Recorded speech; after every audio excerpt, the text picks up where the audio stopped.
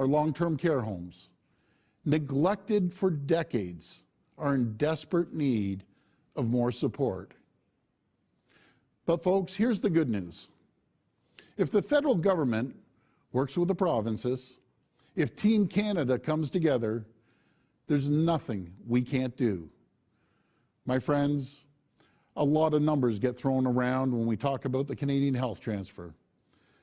But let me make this very clear for Canadians by looking at long-term care. For every long-term care resident, Ontario provides $76,000 each year and growing. The federal government's latest proposal would only provide $2,500. You heard me right, $2,500. The math doesn't work. In Ontario alone, 40,000 seniors are waiting for long-term care beds. We're adding beds as fast as we can. In fact, we expect 30,000 more beds starting in 2022. And we're the first province in Canada to commit to providing 4 hours of care to residents. But meeting this commitment will take time as we recruit and train more nurses and personal support workers. Just imagine what we could do together if the federal government stepped up as a true funding partner. We could build beds faster. We could train an army of nurses and PSWs that much sooner. Canadians can't keep waiting for better health care.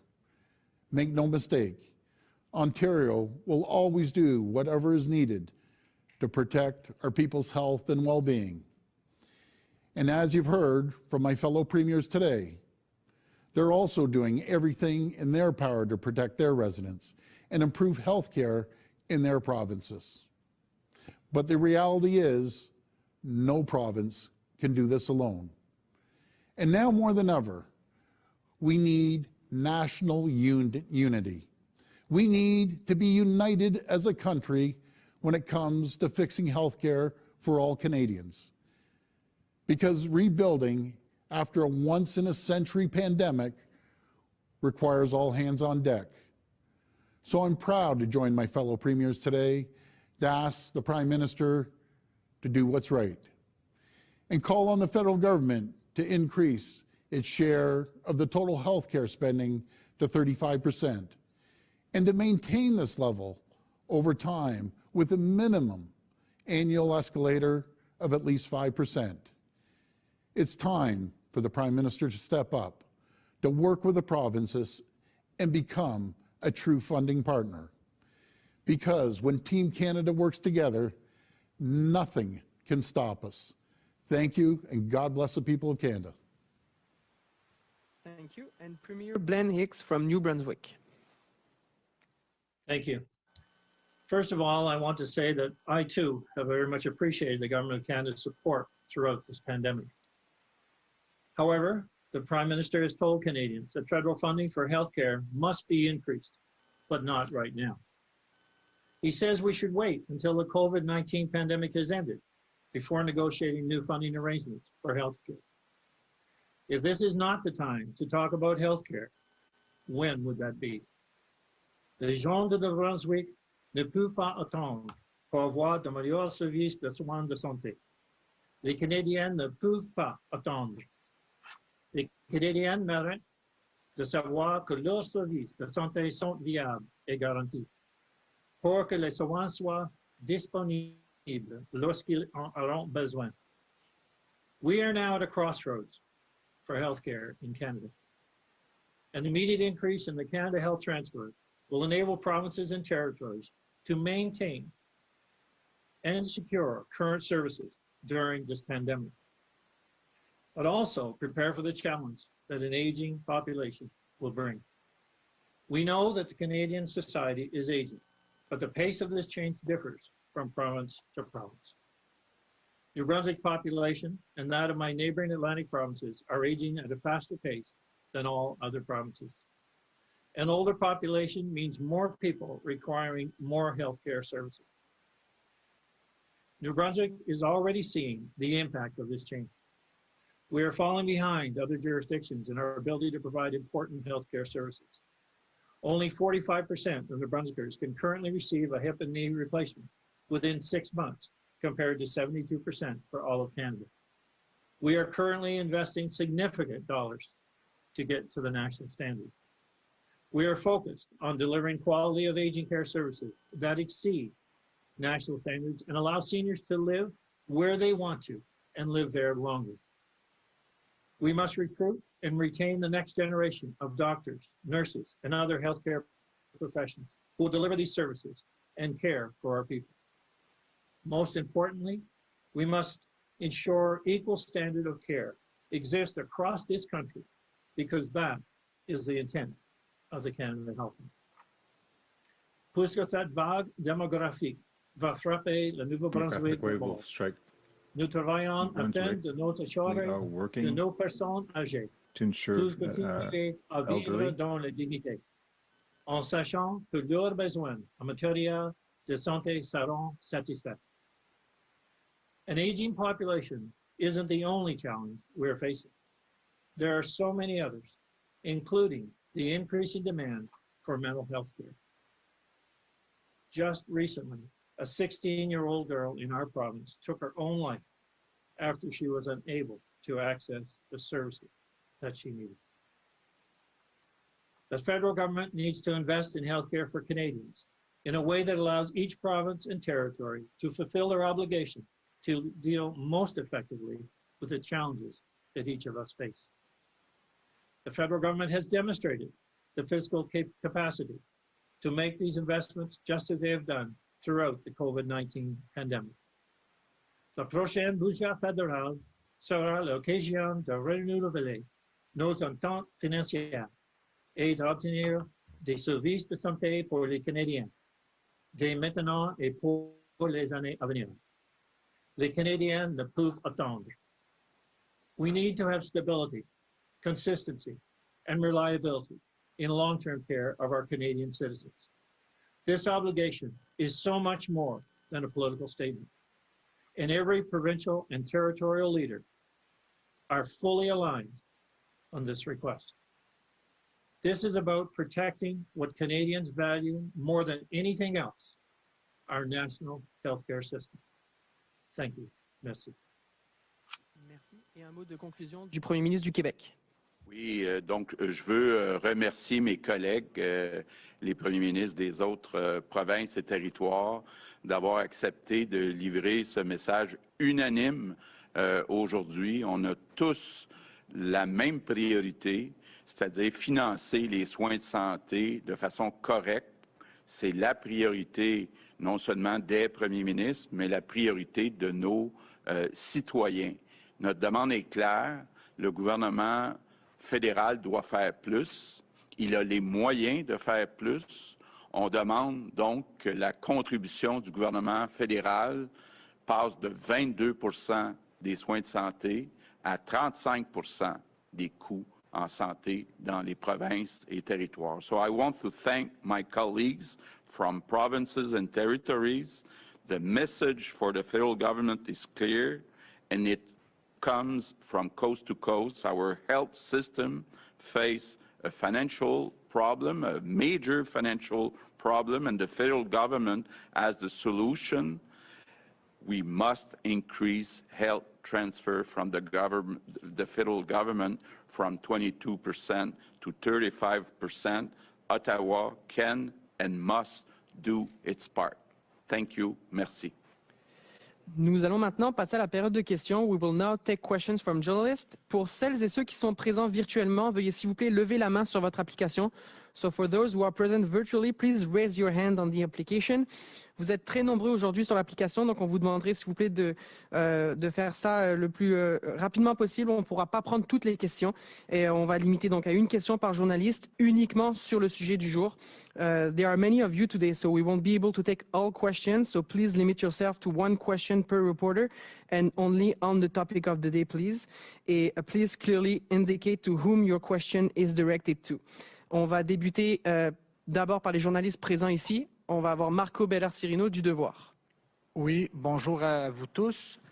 Vous n'êtes pas sans savoir, messieurs les premiers ministres, que le déficit anticipé par le gouvernement fédéral cette année s'élèvera à environ 330 milliards de dollars. Vous réclamez aujourd'hui l'injection de 28 milliards de dollars supplémentaires par année, indexés. Que se passera-t-il si le gouvernement de Justin Trudeau vous dit non? Est-ce que les provinces vont augmenter leurs taxes et leurs impôts? Est-ce que ça milite notamment en faveur d'une révision, Monsieur le Premier ministre de l'Alberta, Monsieur Kenney, de la formule de péréquation? Qu'est-ce qui va se passer si Monsieur Trudeau vous dit non? Je peux peut-être commencer, puis ensuite laisser la parole à Jason.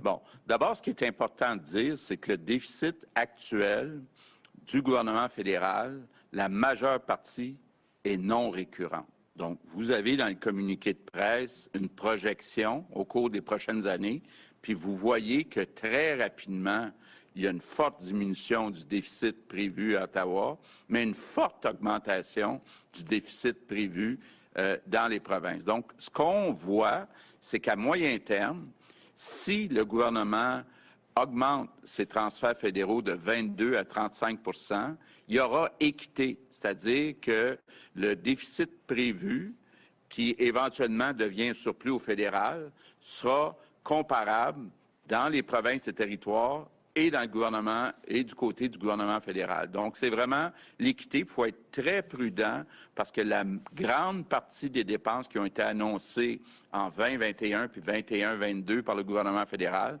sont des dépenses non récurrentes. Premier Kelly? Oui, et évidemment, je suis d'accord avec François à cet égard. Nous n'avons aucune intention d'augmenter les impôts, particulièrement parce que nous sommes dans une récession historique maintenant qui est particulièrement grave en Alberta à cause de chute des prix de l'énergie l'année dernière, qui a créé un déficit ici de presque 20 milliards de dollars qui est sans précédent. Mais cela étant dit, vous avez soulevé la question de péréquation. Ça, c'est une autre question que, évidemment, on va continuer à lutter pour équité fiscale. Cette province a contribué plus de 600 milliards de dollars depuis l'année 1960 au reste du Canada, au reste de la Fédération. Et nous voulons continuer à jouer ce rôle-là. Mais dans une crise comme maintenant, nous demandons que le gouvernement fédéral augmente le programme de stabilisation fiscale qui est là pour les provinces qui ont une chute tout à coup dans leurs revenus, comme nous avons ici. Et j'apprécie l'appui de toutes les autres provinces à cet égard. Merci. On va passer à Raphaël Pirot de l'agence QMI. Bonjour, M. Legault. Je me demandais, en fait, concernant la stratégie de vaccination pour le vaccin d'AstraZeneca. Hier, évidemment, le gouvernement fédéral, en fait, l'Agence publique de santé n'a pas interdit, en fait, la vaccination d'AstraZeneca aux personnes de 65 ans et plus. Mais ce n'était pas encore clair, là, la stratégie de Québec concernant ça. Je voulais avoir votre réponse là-dessus. Bon. Je vais répondre rapidement à votre question, mais on n'est pas tout à fait sur le sujet du jour. Mais d'abord, on veut utiliser les vaccins d'AstraZeneca. On veut les utiliser de façon sécuritaire. Donc, on va suivre les recommandations de la santé publique. On devrait avoir des suggestions. Je voyais aujourd'hui que certains pays en Europe vont même l'utiliser pour les plus de 65 ans. Donc, on attend d'avoir les avis, mais c'est clair qu'on veut utiliser ces vaccins-là puis les utiliser de façon sécuritaire. On va se limiter aux questions concernant les transferts fédéraux en santé. On va y aller avec Véronique Dubé de TVA Nouvelles. Bonjour. En fait, le premier ministre Trudeau semble vouloir tenir mordicus à ces normes pan-canadiennes en CHSLD. Là, vous dites, c'est de l'ingérence. Est-ce qu'il y a une façon de réconcilier les deux, de trouver une mesure entre les deux de votre côté? Bien, le problème qu'il y a, c'est que les priorités sont différentes d'une province à l'autre. Puis les gestes qui ont été posés jusqu'à présent sont différents d'une province à l'autre. Prenez justement les soins de longue durée, le gouvernement du Québec a déjà investi plus de 500 millions juste pour l'embauche de préposés dans les CHSLD. Donc, M. Trudeau ne peut pas dire « je vais vous donner de l'argent en autant que ça soit investi ». C'est déjà investi. Là, le problème qu'on a, c'est la récurrence. Donc, c'est pour ça qu'on a besoin, puis pense que pour une gestion efficace, c'est souhaitable que le champ de compétences des provinces et territoires soit respecté. We'll take a last questions on the floor from CBC Montreal, Verity Stevenson. If you don't get the funding if Trudeau says no, basically, what will happen to the 8,000 PABs that you mentioned that you hired this year? But, of course, as you know, we have a minority government. So we've already met with the representatives of the opposition parties in Ottawa. I think if we're not able to settle all the problems in the next budget, we'll continue because it's clear the federal government will have the money available in the next few years to finance more of the health costs in provinces. And I think it's the top priority of Canadians. And I think it's important before announcing new programs in other areas that we first settle this problem, which is the top priority of Canadians. You won't cut those positions? We won't cut what? You won't cut those positions, the 8,000 positions? We don't want to do so. We need so, but right now, like in other provinces, we have a structural deficit in the province of Quebec. You'll see that in our budget. So that's why we need a larger contribution from the federal government. We'll now take questions online. Just a reminder to raise your hand so I can see if you have questions for the premiers. We'll start with Jeff Gray from the Globe and Mail.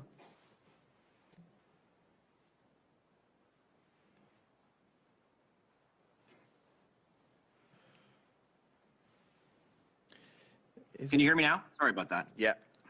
I just wanted to ask about where this longstanding demand for the health transfers, how does that fit in the priorities with the other things that I'm sure you're asking for from the federal government, this need for sort of a renewed safe restart agreement and money for municipalities for other costs that are directly related to the pandemic? Okay. We had a press conference a few months ago, and we said all together that we have three priorities. The first one is this one. The second one is the one that was mentioned by Jason about a stabilization program to help provinces having a drastic drop in their revenues. And the third one is about infrastructures, including in large cities like in Toronto. So these are our three demands to the federal government, but the top one and the one we're talking about right now is about increasing the financing for health costs. As a follow-up to that, just would you counsel doing something that the UK has said it's intending to do, which is the largest corporate tax increase the UK has had in decades, in order to pay for this healthcare increase? But as you see in the projections that we gave to you in our press release, we forecast and we use the assumptions of the conference board that the federal government will eventually be in a surplus position. So I think that it's important that this surplus be used for the top priority of Canadians, which is health expenses. And we'll now go to, if I could jump Jason, in on that one. Yep. Sorry, Francois. Just to say that actually here in Alberta, we recently reduced this on businesses because we're not just dealing with the pandemic and the health crisis, but also with the largest recession in nearly a century. It's hit us especially hard here. And we need growth. We need investment for both provincial and federal governments. If we're going to get our way out of these COVID era deficits, we need economic growth. So at least I'll speak for Alberta. We don't think that raising taxes and deterring investment would be the right approach. We'll now switch to Arthur White Crummy from the Regina Leader Post. Hi, thanks so much for the time. This will be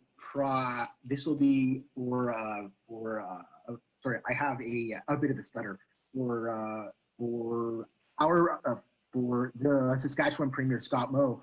I just wanted to ask, how do you feel with regards to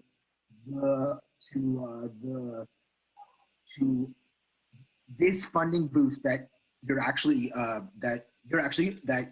calling for, that it would come in a way that it was streamed towards long-term care and also pharmacare and those kinds of dedicated streams, and that it may come along with some kind of a national sort of overall standards for long-term care. I think those are, thank you, Arthur. Those are important initiatives. Long-term care, mental health and addictions, pharmacare, those are all important initiatives. And I understand why the federal government might want to prioritize those initiatives. But the fact of the matter is that we need a full funding partner in the very core services that our healthcare systems are delivering across this nation. Now, whether the government remains where they are at about a 20 or 22% partner, the federal government, or whether they take this opportunity that's being provided to them yet again today to increase that to be a full funding partner in providing healthcare to Canadians across the nation and increase it to 35% and keep it there, it is still going to be the provinces that are going to deliver this healthcare. Premier Legault had alluded to earlier, he's had to hire at least 8,000 additional healthcare workers, provincially employed additional healthcare workers to address some of the challenges that he's having in his province of Quebec. We are all faced with similar but diverse challenges across the nation. That's why we need the federal government to step up and correct what has been a decades-long challenge in becoming a full funding partner in providing the very core services of healthcare in our communities across this nation. We have a surgical wait time in Saskatchewan that we need to address over the course of the next number of years. That's going to take some investment. We all have, I think, an increasing conversation and increasing services, to Blaine Higgs' point, in the area of mental health and addictions, and how we are going to work with our communities to support those family members that may be struggling with mental health and all too often the subsequent addictions. Long-term care is going to continue to is going to continue to need investment now and into the future. Doug had shared the costs of a long-term care resident in Ontario and what the relative cost of the federal program actually amounts to in relation to the total cost of our long-term care residents in our communities across Canada. So those are important initiatives. I understand why the federal government would prioritize them. They most certainly need to be above and beyond the consideration and the opportunity that the federal government has to be a full funding partner in the very core services of healthcare that we're providing Canadian residents.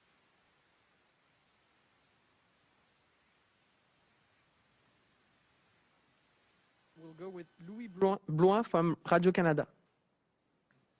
Oui, bonjour. Une question pour M. Legault, mais les autres premiers ministres peuvent répondre également. M. Legault, à Ottawa, il y a beaucoup de rumeurs d'élections printanières au niveau fédéral. D'abord, je voudrais savoir si vous pensez que c'est le bon moment en temps de pandémie, alors que tous les Canadiens ne sont pas vaccinés, de tenir une élection. Mais concernant vos demandes sur les transferts, avez-vous l'intention de vous faire entendre pendant une éventuelle campagne électorale, profiter de cette occasion-là pour répéter vos demandes? Bon, évidemment, notre souhait premier, ça serait que M. Trudeau réponde positivement à notre demande dans le budget qui va être déposé dans les prochaines semaines.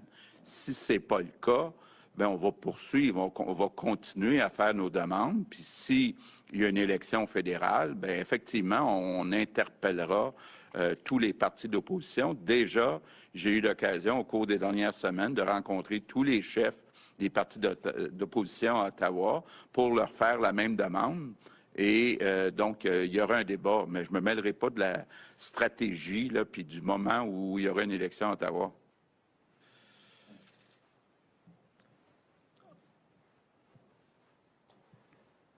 On va passer à Catherine Lévesque de la Presse canadienne. Oui, bonjour à vous tous. J'aimerais poursuivre dans la même lignée, Monsieur Legault. Je comprends que, bon, vous réitérez cette demande depuis plusieurs mois. S'il n'y a rien qui vous satisfait dans le prochain budget, c'est quoi la prochaine étape? Est-ce que vous allez tenter de défaire le gouvernement Trudeau? And if I can just quickly ask Premier Pallister, you said something about the Prime Minister saying, I'm not your banker. Can you just provide more context about that? Merci. So do you want to start, Brian? Go ahead, François. OK. Donc, bien, écoutez, c'est sûr qu'actuellement, la demande qu'on fait est raisonnable. C'est-à-dire que c'est pas acceptable que la dépense, la seule dépense qui augmente de 5 % par année, que les provinces et territoires doivent en supporter 78 %, puis que ce pourcentage-là augmente à chaque année. C'est structurel. Les besoins augmentent de 5 % puis les transferts fédéraux augmentent de 3 %. Donc, ça devient mathématique, année après année. Le pourcentage qui est financé par les provinces bien, est de plus en plus grand. Puis à partir du moment où, disons, que nos revenus dans les provinces augmentent de 3 % par année, puis que le budget le plus important augmente de 5 % bien, c'est mathématique. On se retrouve dans une situation de déficit. Puis au même moment, on regarde au fédéral, c'est exactement le contraire, c'est-à-dire que les revenus augmentent plus vite que les dépenses. Donc, il y a une marge de manœuvre qui a été très utilisée en 2021 puis 21-22 pour des dépenses non récurrentes pendant la COVID. Mais comme vous le voyez dans les projections qu'on vous a remises, bien, le fédéral va se retrouver avec une grosse marge de manœuvre dans les prochaines années, alors que les provinces et territoires vont se retrouver avec un gros déficit. Donc, il y a un problème d'équité, là, parce que ce sont les mêmes contribuables canadiens qui payent des impôts au gouvernement et à Ottawa et dans les provinces et territoires. Brian? Yeah, merci. I think it comes down to thinking with your head in the absence of your empathy is a danger. We're all delivering health care as premiers. We are on the front line in respect of being in contact on an almost daily basis with not just the impacts of COVID in this time of our lives, but also for the impacts of healthcare services when they're available, when they're not available. I spoke to a fellow the other day, and he's waiting for a hip over a year. And I asked him how it was going. He said, I can't sit, I can't sleep, I can't work. That is the consequence for over 1 million Canadians before COVID hit, maybe 1.5 million Canadians now, that they are dealing with the pain of waiting. We need to understand that. I don't know why any Prime Minister would not understand the importance and urgency of dealing with this issue. I don't know why any Prime Minister would not want to partner with the Premiers on something as important as this. I don't know why any Prime Minister would want to run in the next election on the platform of making wait times longer.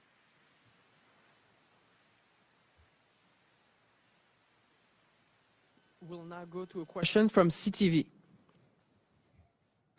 Hi there, Kristen Ajikoli with CTV National News. My apologies for this not being a question about health transfer, but this is a vaccine question. For the premiers who have recently pivoted to delaying second doses by 4 months, are you basing this decision on NACI's advice, or what else is informing this change in rollout strategy? And I can leave the answer to any premier who wants to answer that, who applies. John, do you want to answer? Good answer for John. Sure, I'm happy to answer that question. Dr. Bonnie Henry, the public health officer here in British Columbia, brought, when we learned the federal government's approval of AstraZeneca, that puts in stark contrast the challenges that we had to meet the expectations of British Columbians to get our rollout up to full speed. We have been depending on outsourcing these vaccines, as we all know. And that means the federal government has worked hard to get the vaccines to us in the provinces.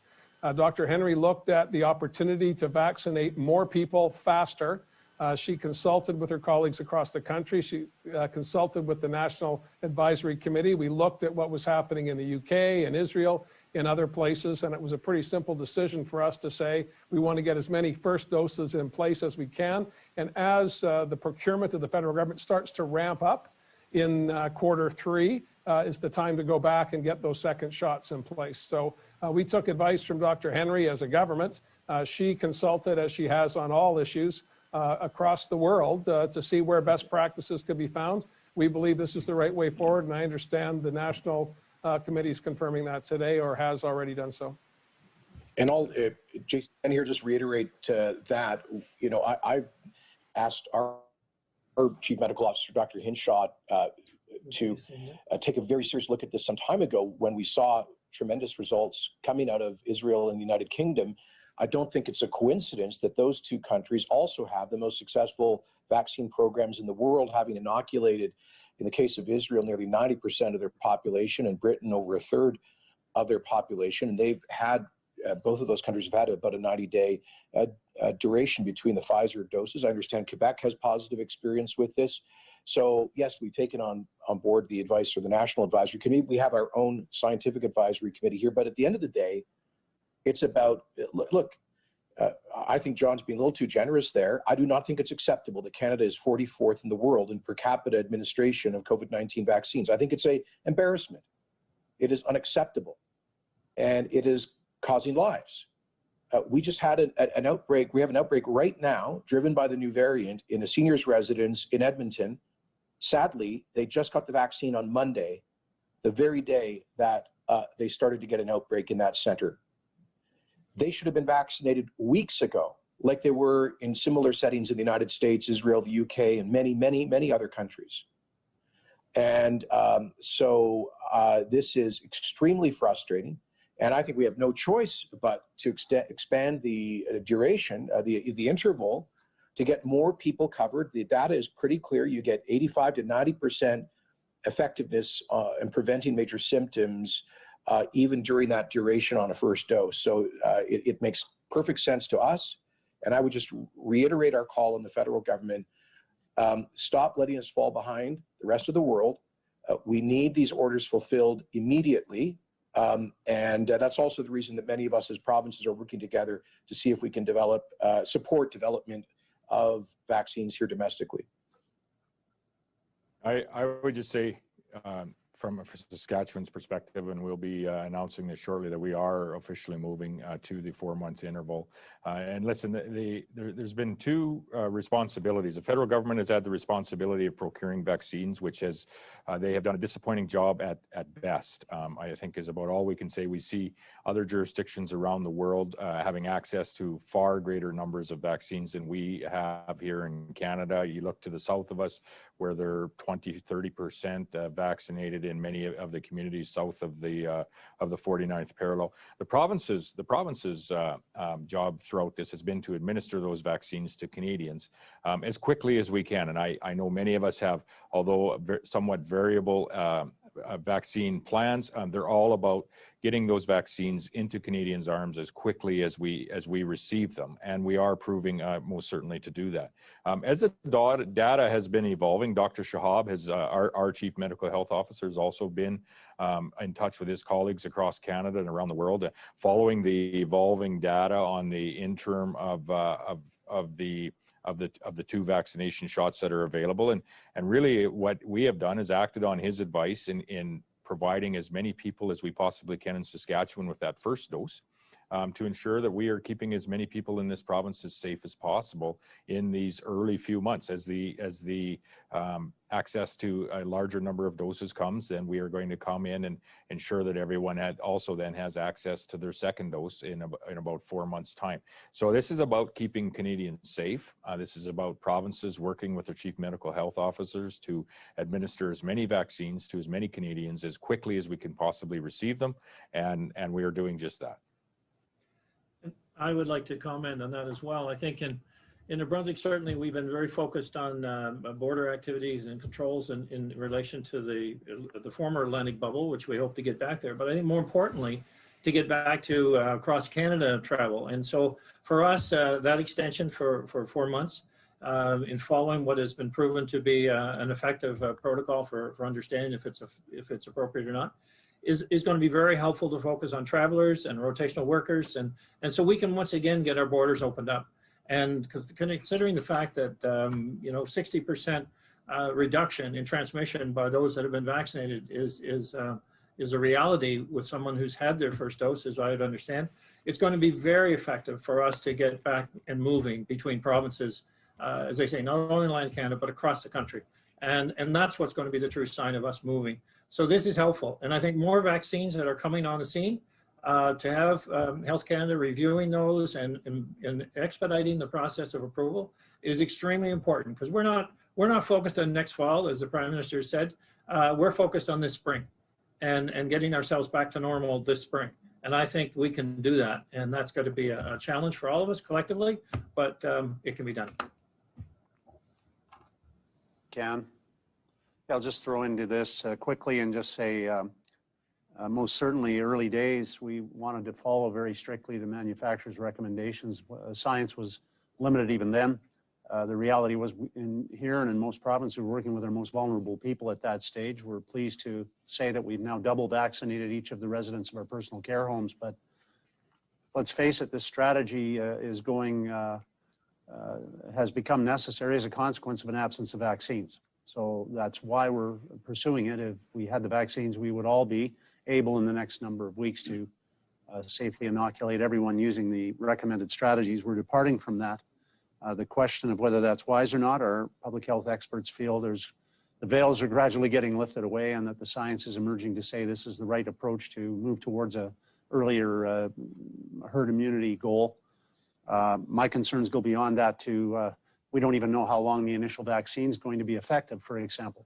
So we're going to have to look out further, and that's why I and other premiers are very supportive of the idea of moving towards a more reliable supply chain with some enhanced domestic production manufacturing, science that we can use here to develop a greater security and availability in the future of vaccines when we need it, whether it's this pandemic, booster shots next year, or the next pandemic. We're going to be better served than we have been to date with vaccine being available here to Canadians from Canadian sources.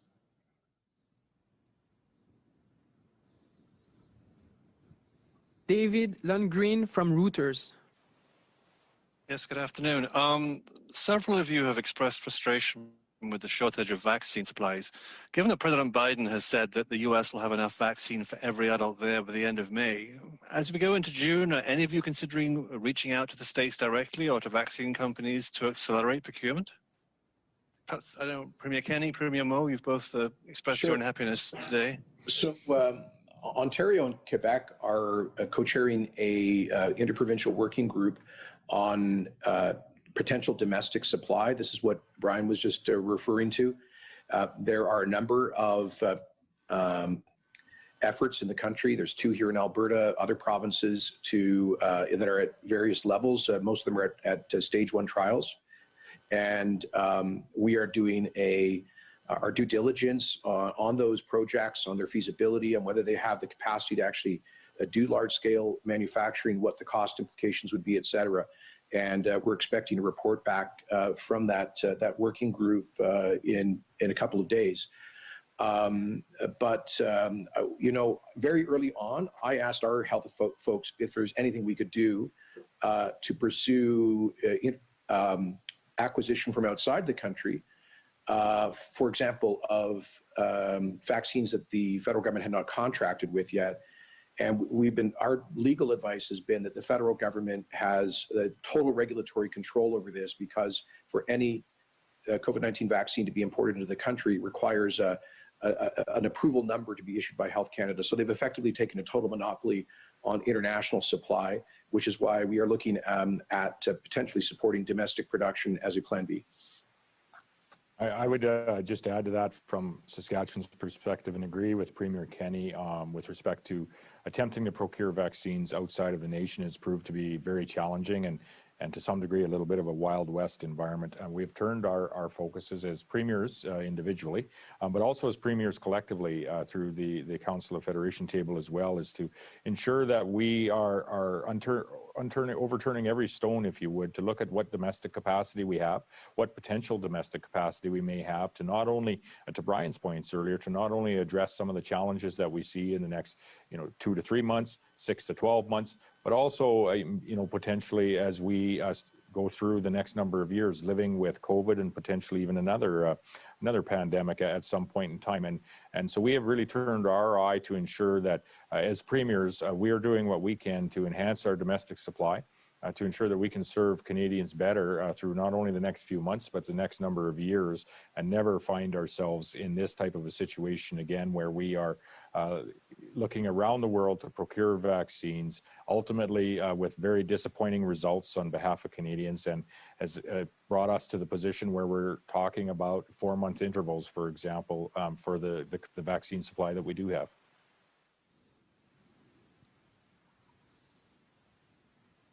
Yeah, I'll just butt in, I guess, again, and just say, yeah, thanks for raising this issue. It's very important.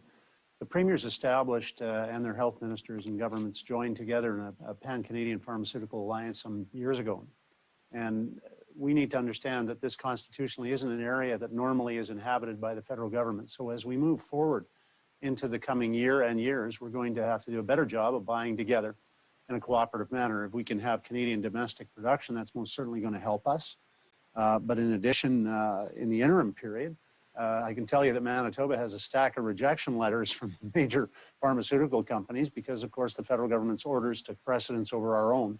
But we're going to persist on that front, and we are reaching out also to United States governments at the state level to see what we can do to cooperate there too. We build things together with the United States. It's a great relationship. We need to look at strengthening it. It's been put to question in recent years, but it needs to be strengthened and supported by us and by our border neighbors as well. So there are opportunities, I think, to help us push some holes through when it is safe to do so as soon as possible, to rekindle that strong, close relationship we have across the country with our American partners. And this is one of those opportunities where we can do things together better, open the border sooner rather than later as a consequence of doing those things.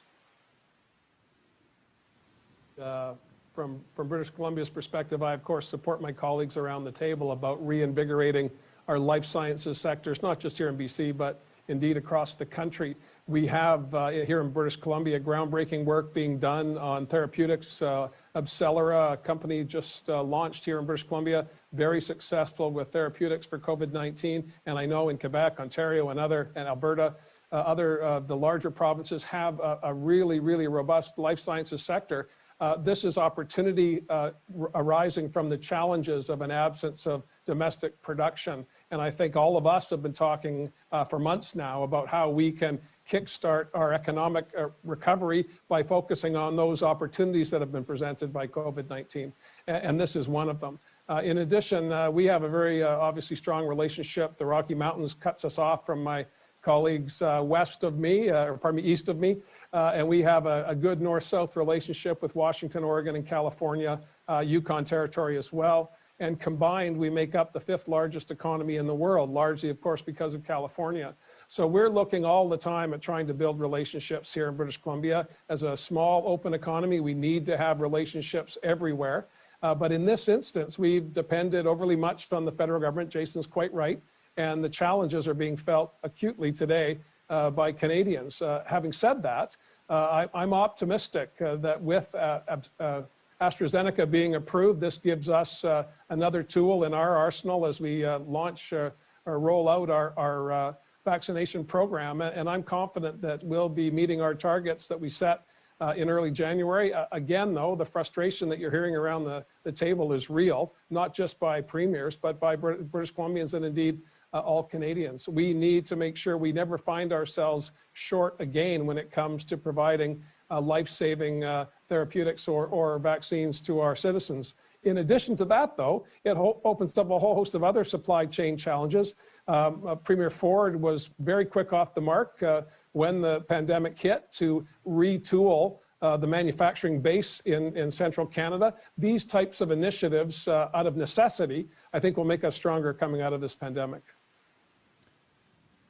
Well, when it comes to Ontario, and thank you, Premier Horgan, I remember that. I remember getting up there and hearing President Trump saying he was going to cut us off with a 3M mask, and I said, never again in this country are we going to rely on foreign leaders or foreign countries when it comes to PPEs. And sure enough, with the support and collaboration, all the premiers right across the country, we are now self-sufficient. right here in Canada, no matter if it comes to the N95 masks or surgical masks or gowns or face shields, we don't have to rely on anyone. And this is very similar to the vaccines. That's why right here in Ontario, again, we're working collaboratively with all provinces to make sure that we have manufacture of vaccines right here in this province. Not necessarily even for this round, but maybe a booster shot, vaccines for cancer vaccines. But again, you really see who your friends and foes are. Our closest ally in the entire world, our closest friend, United States. I thought I'd see a little bit of a change with the new administration, but again, it's every person for themselves out there. We have the smartest, the brightest people anywhere in the world right here in Ontario, and we're going to make sure that we manufacture vaccines somewhere here in Canada, but we're going to work together. And when it comes to the health transfers, what we're looking for is national unity. We need Canadians to come together. And that's what we're asking for, because when we're united, no one can stop us, no matter if it's making PPE, no matter if it's making vaccines, but we need a united Canada, and hopefully we're going to be able to get this agreement worked out with the federal government and the Prime Minister. Maybe I will add also that for me it's clear it has to be the last time we're in this situation where we have to rely on others for PPEs or for vaccines. So it's probably too late for this time. But if there's a pandemic in the next few years, another one, it's clear we have to be ready, and we have to start working right now to have our own installation, our own plants, and be independent. We'll go with Anja from National Post. Yes, hello. Premier Legault, you said you have been meeting with opposition parties to discuss the health transfer. Can you tell us more about those meetings, and have any of the opposition parties committed to to fulfilling your request if they're elected? Okay, I think that if I remember correctly, the NDP and the Bloc Québécois are ready to support us, including the amount of $28 billion. The Conservative Party is ready to support the principle of increasing transfer without conditions, but they haven't settled what would be the amount. And that's about it. That in my conversations with Mr. Singh and Mr. O'Toole, as all of us have been doing, whenever we have an opportunity to speak to federal representatives, we make the case for a new vision, a new pivot to make sure that we have public-funded health care for Canadians now and well into the future. And both of those leaders in my conversations, again, as Premier Legault said, confirmed they understood what we were saying, and I suspect that the federal parliament is pretty much united on this, but it's configured with people from across the country. We need vision on this question. We need to make sure that what we have today is better tomorrow, and the only way we do that is if we restart the partnership, and it is not going to be sustainable in its current form.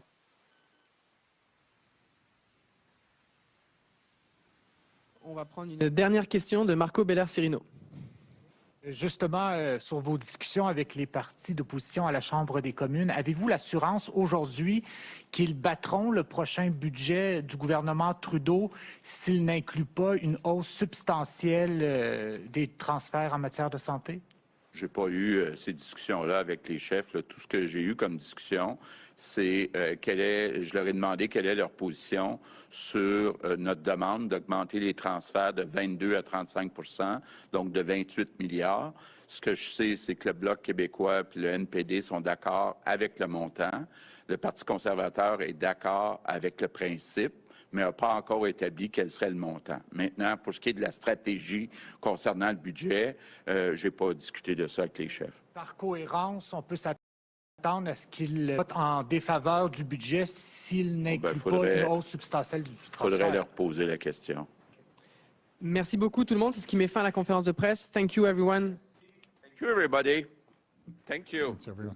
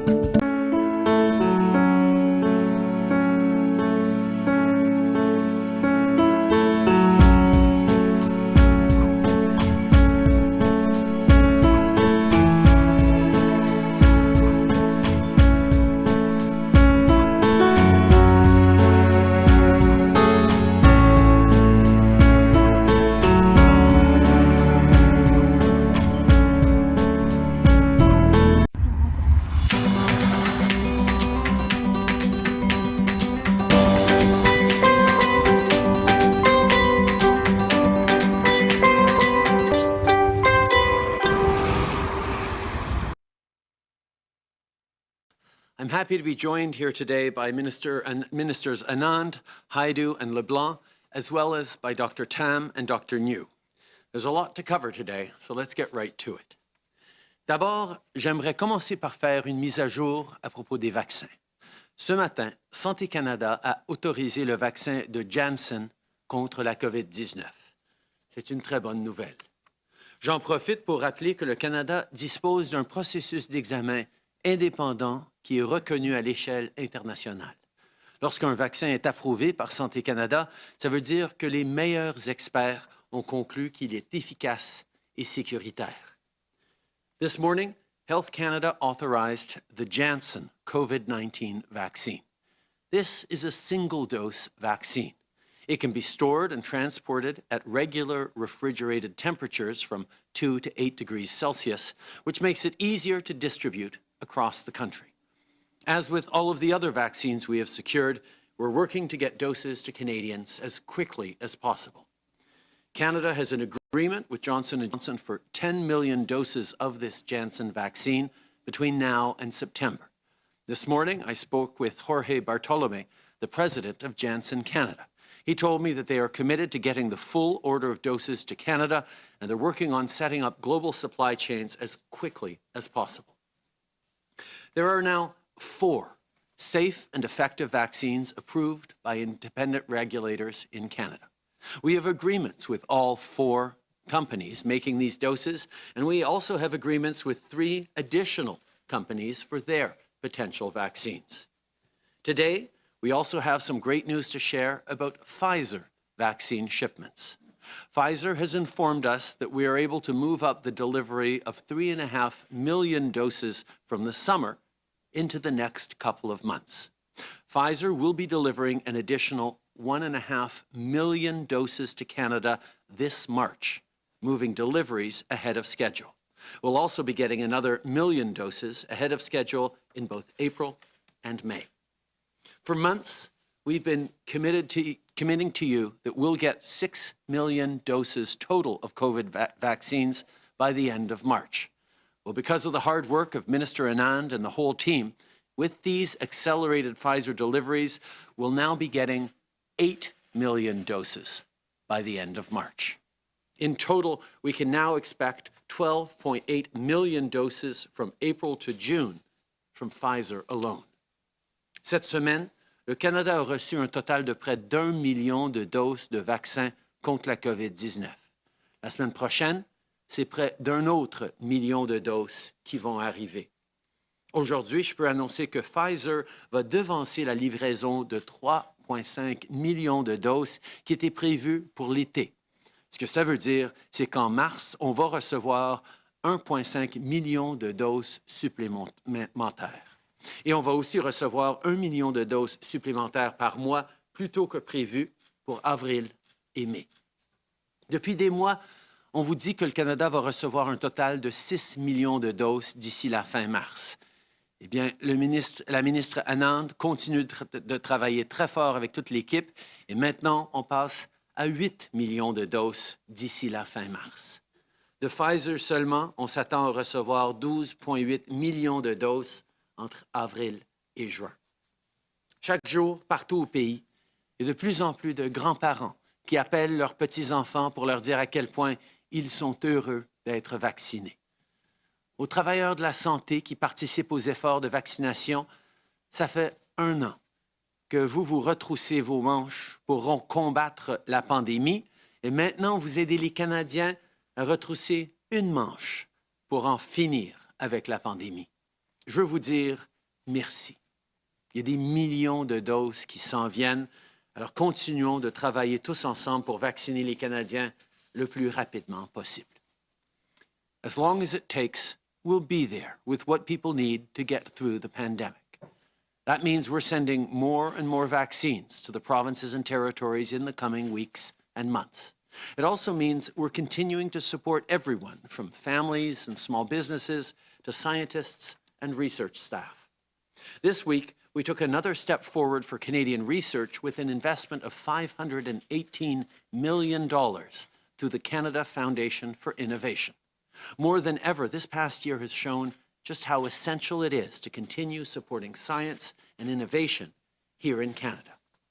En mai dernier, on a investi pour fournir un soutien salarial au personnel de recherche des universités et des établissements de recherche en santé. Ces employés n'étaient pas admissibles à la subvention salariale d'urgence du Canada et c'était important pour nous de les aider. Cet investissement avait aussi pour but de soutenir les projets de recherche en aidant à couvrir les coûts supplémentaires entraînés par la COVID-19. Aujourd'hui, je peux partager que ces mesures ont permis de maintenir près de 32 000 personnes à l'emploi dans nos universités et de nos instituts de recherche en santé. De plus, environ 22 000 projets de recherche ont reçu de l'aide grâce à ce programme, que ce soit pour maintenir leurs activités essentielles pendant la pandémie ou pour accélérer la cadence et rattraper le temps perdu dès la rouverture. De la lutte contre le cancer jusqu'à la lutte contre les changements climatiques, le travail de nos chercheurs est indispensable. Ils aident à améliorer la vie des Canadiens et à faire croître notre économie. Et notre gouvernement va toujours être là pour soutenir la science et la communauté scientifique. Speaking of building a better, stronger future for everyone, I also want to talk about what we're doing to modernize public transit. No one likes to be stuck in traffic. Better public transit connects communities and helps people get around in faster, cleaner, and cheaper ways. Yesterday, Minister McKenna and Minister Champagne announced that we are investing $2.75 billion for zero-emission buses, charging infrastructure, and other electrification projects across the country. This is part of the unprecedented commitment we made last month of almost $15 billion for new public transit projects over the next 8 years. Not only will investments like this help us exceed our 2030 target, not only will this put us squarely on the path to net zero by 2050, but these investments will also help create good jobs and grow the economy. Hier, j'ai fait une visite virtuelle de l'usine de Novabus à Saint-Eustache qui fabrique des autobus zéro émission. Leurs autobus électriques à batterie longue portée peuvent parcourir jusqu'à 470 km avec une seule charge. Récemment, le réseau de transport de la ville de Vancouver les a choisis pour ajouter 15 autobus zéro émission à leur flotte. L'achat de ces autobus a été rendu possible avec le soutien direct du gouvernement fédéral. C'est un bon exemple qui démontre qu'en travaillant ensemble d'un océan à l'autre, on peut arriver à rendre nos systèmes de transport collectif plus propres, plus efficaces et plus modernes. D'ici 5 ans, notre gouvernement s'engage à mettre 5000 autobus zéro émission sur les routes pour transporter les Canadiens. Investing in transit and infrastructure means clean air for our cities and good-paying middle-class jobs for Canadians. We not only have the manufacturing capacity here at home, but we have the materials used in today's battery technology, whether it's aluminum in Quebec or nickel in Ontario. When we build a sustainable future while growing the economy, everybody wins. There's still a lot of work to do to fight climate change and build a green economy that works for everyone, so we will continue to take real action for our workers and for our kids. Finally, I want to recognize that it's been almost a year now since COVID-19 was officially declared a global pandemic. At times, I know it feels like just yesterday, although most of the time it probably feels like a lifetime ago. This last year hasn't been easy, but we are going to get through this.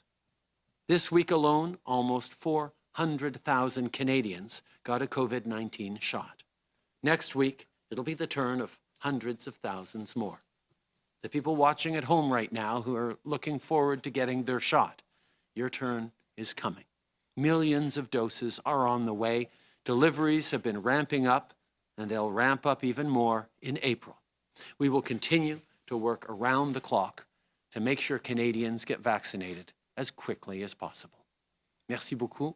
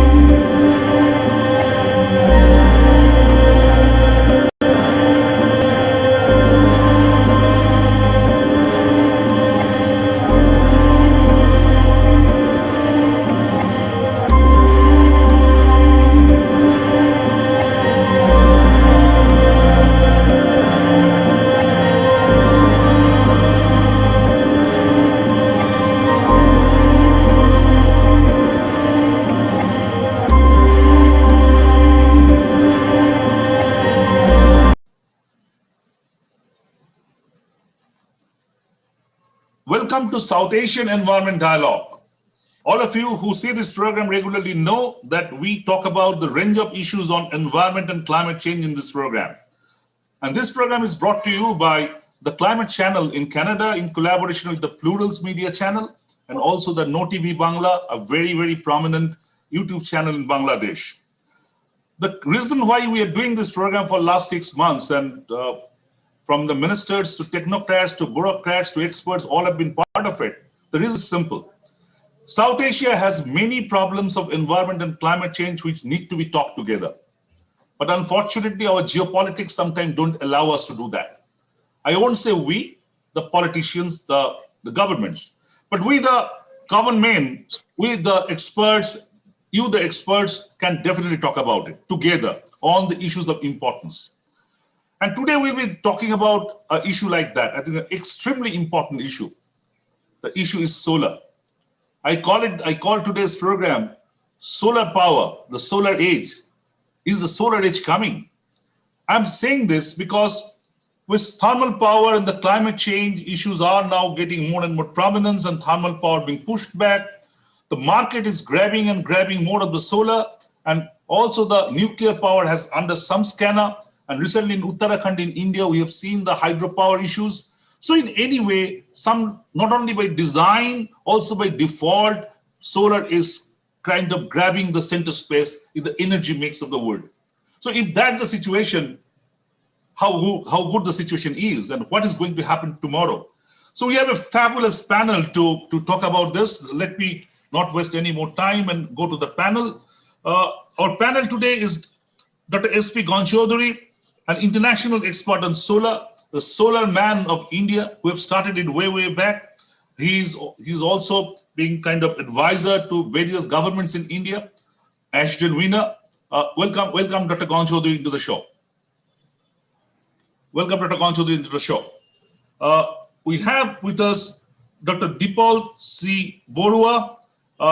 He's another very senior person in the subcontinent working on solar and energy issues. He's currently the president of Bangladesh Solar and Renewable Energy Association. And formerly, he was the founding managing director of the Grameen Shakti and a very, very senior person, as I said, in the subcontinent working on these energy issues. Welcome, Dr. Borua, to the show. Good evening, and special regards to S.P. Ganchodhary. He's our teacher in this sector. Thank you. Thank you. I have with me Dr. Hina Aslam from SDPI, Sustainable Development Policy Institute, Pakistan. She is an ecologist and energy expert and being a major part of the think tank. Dr. Aslam, great to have you in the program and looking forward to have your opinion on not only Pakistan, but the South Asian energy situation. Welcome to the show.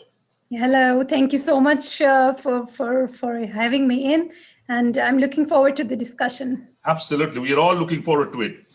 I have with me Shamrat Sengupta. Shamrat is the Climate and Renewable Energy Section Head of Center for Science and Environment, a major think tank not only in India and South Asia, but globally, being led by Sunita Narayan. And in fact, Sunita was part of our last week's program. It's a weekly show. Sunita was there last week. And welcome, Shamrat, to the show. You have been in this show before. Great to have you back again. Welcome, Shamrat. Good evening, Jayanta. Thanks for having me into the show. Looking forward for an enriching discussion. Great. And I have with me Mr. Shuman Nag. Mr. Shuman Nag is the Chief Revenue Officer of the Bikram Solar Limited. Bikram Solar happens to be one of the biggest industry on solar in India. And we're really looking forward from Mr. Nag to know about the scenario in industry and market about the solar. Welcome to the show, Mr. Nag. Thank you very much for inviting me, and I'm really looking forward to the next 1 hour. Without further ado, let me start with Dr. Ganchodhary. Dr. Ganchodhary, let us talk with India, because India is kind of a bit of an elephant in the room in South Asia.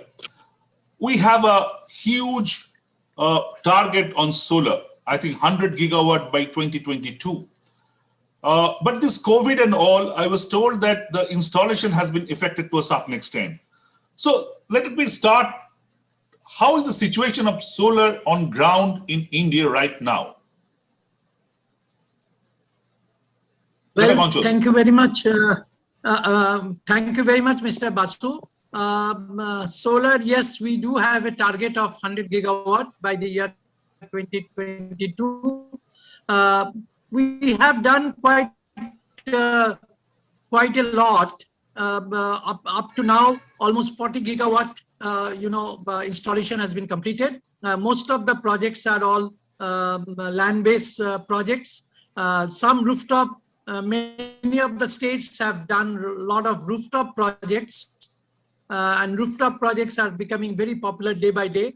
All the states, they have formulated the guideline, and in some states there are incentives also for rooftop project.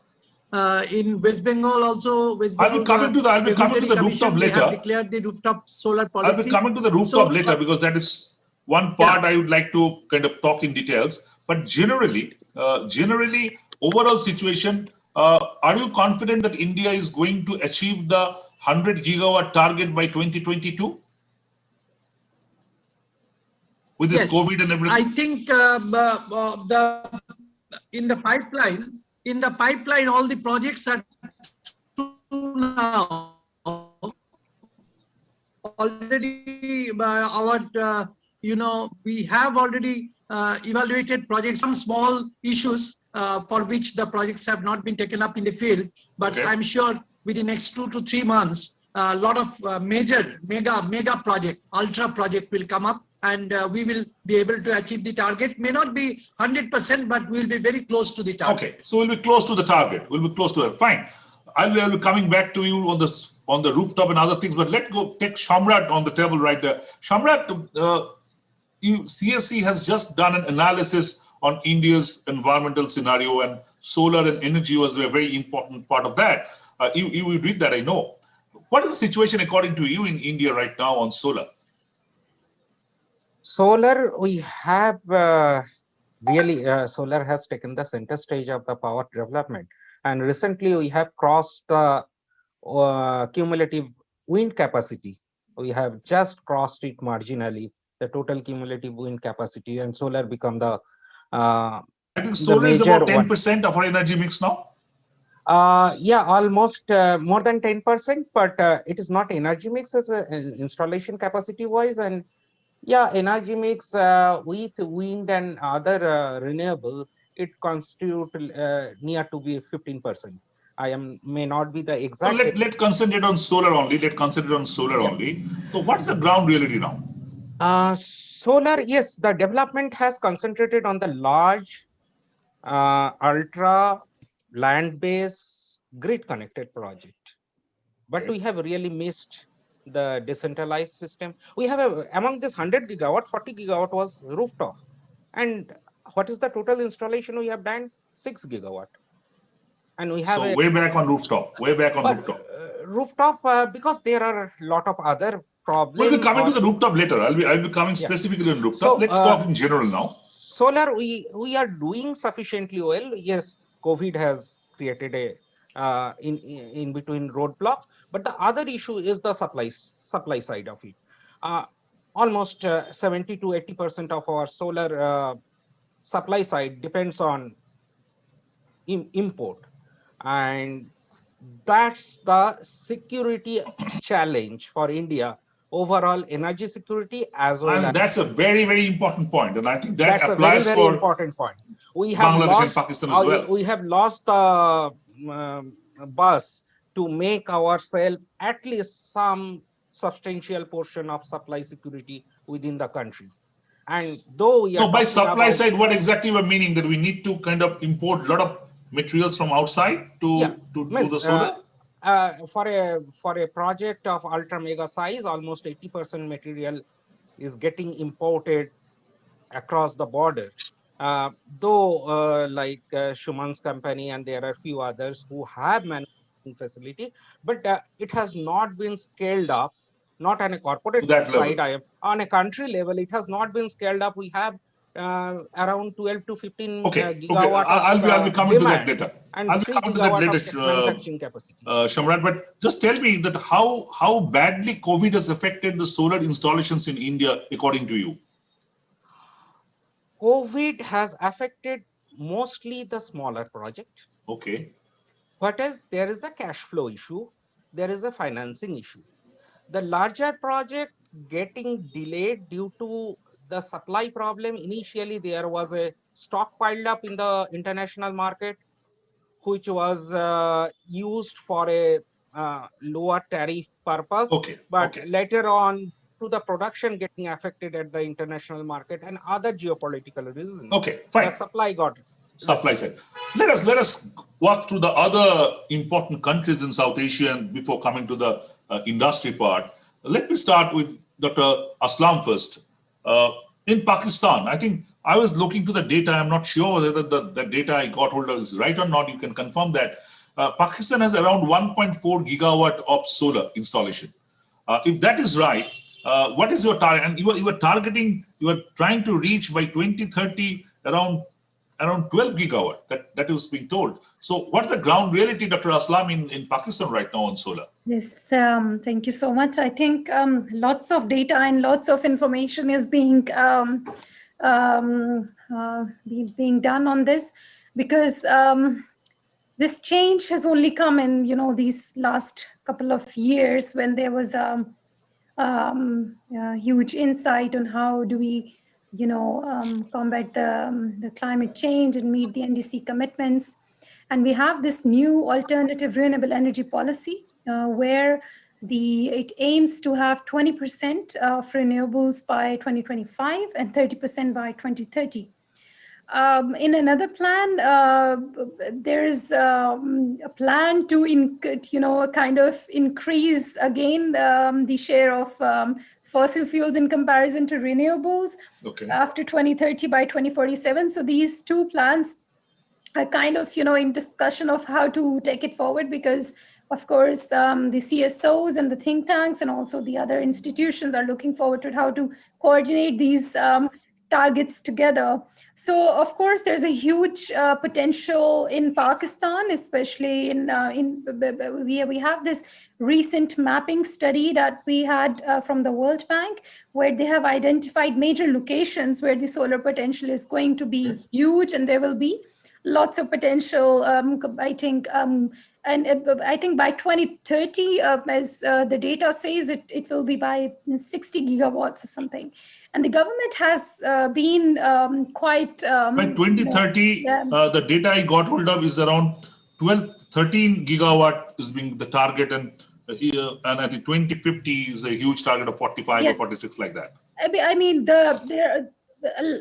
having for 20, there is a recent data that shows that out of 22 solar power plants that have been, with a combined capacity of 89 megawatts, they are in operational already, and with excess of lots of private sector investment coming in, especially with the onset of these this policy that we have.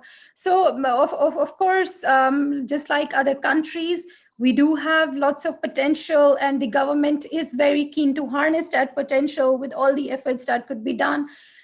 In terms of, with the technology transfer in the country in regards to promoting renewable solar panels. Yeah. Okay, let's come to that later, because we will be definitely talking about the government policy. I think that's all across South Asia need to be talked about. So the government's domestic policy and also the international policy in solar. We'll come into that, but let me know from Bangladesh. Dr. Borua, you have been a senior man in the energy sector in the South Asia. What is the scenario in Bangladesh, and how Bangladesh government is planning to scale it up? Thank you. Actually, in Bangladesh, one of the largest projects called Solar Home System from 1996. This is the energy access model. 6 million system we have installed in Bangladesh. This is not only largest in Bangladesh, the largest in the whole world because of the solar home system. These are off-grid. These are off-grid home system, off-grid. Okay. At that time, the energy situation, especially electricity situation, was very bad. But now the government, last 7-8 years, have done wonderful job.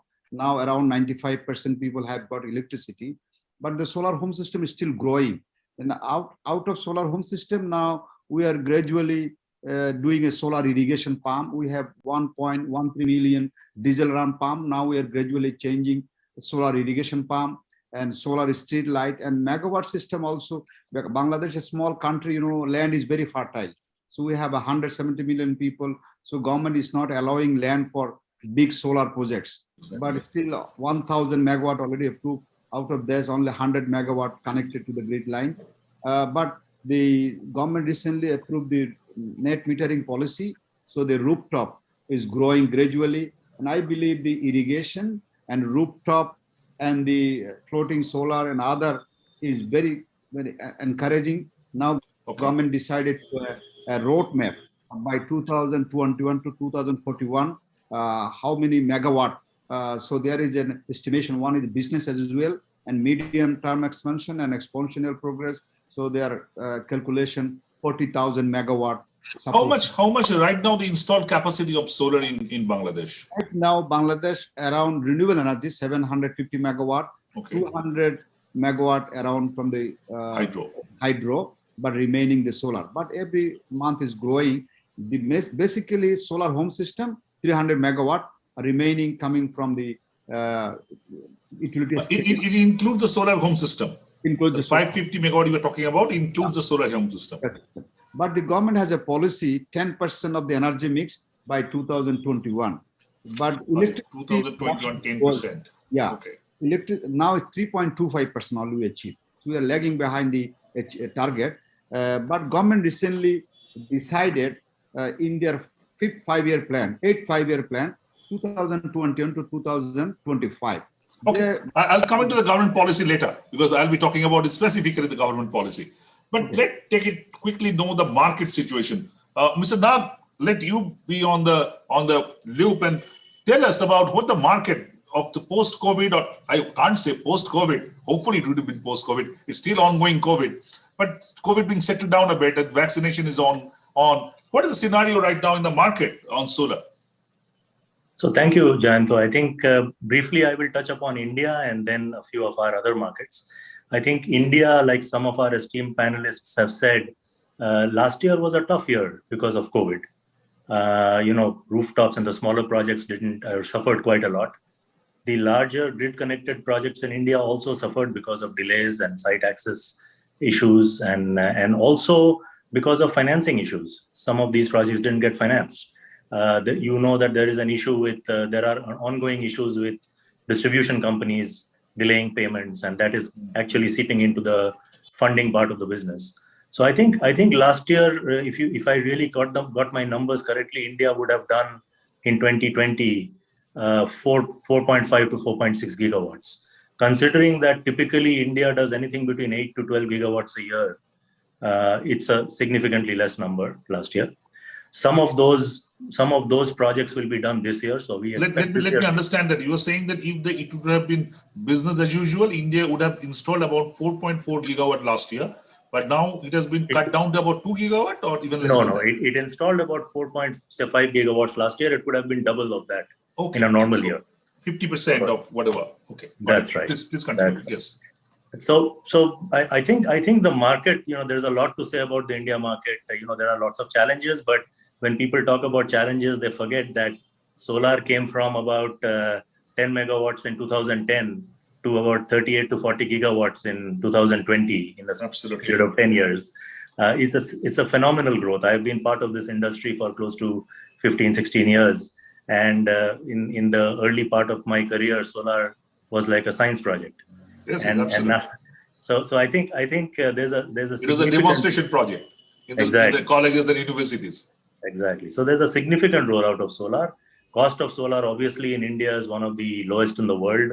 What about the other parts, according to the market industry, other parts of South Asia, say Pakistan, Bangladesh, and others? I would say our esteemed panelists, of course, are much more knowledgeable than I am on South Asia. Vikram Solar has done some projects in Nepal, for example, and in Sri Lanka.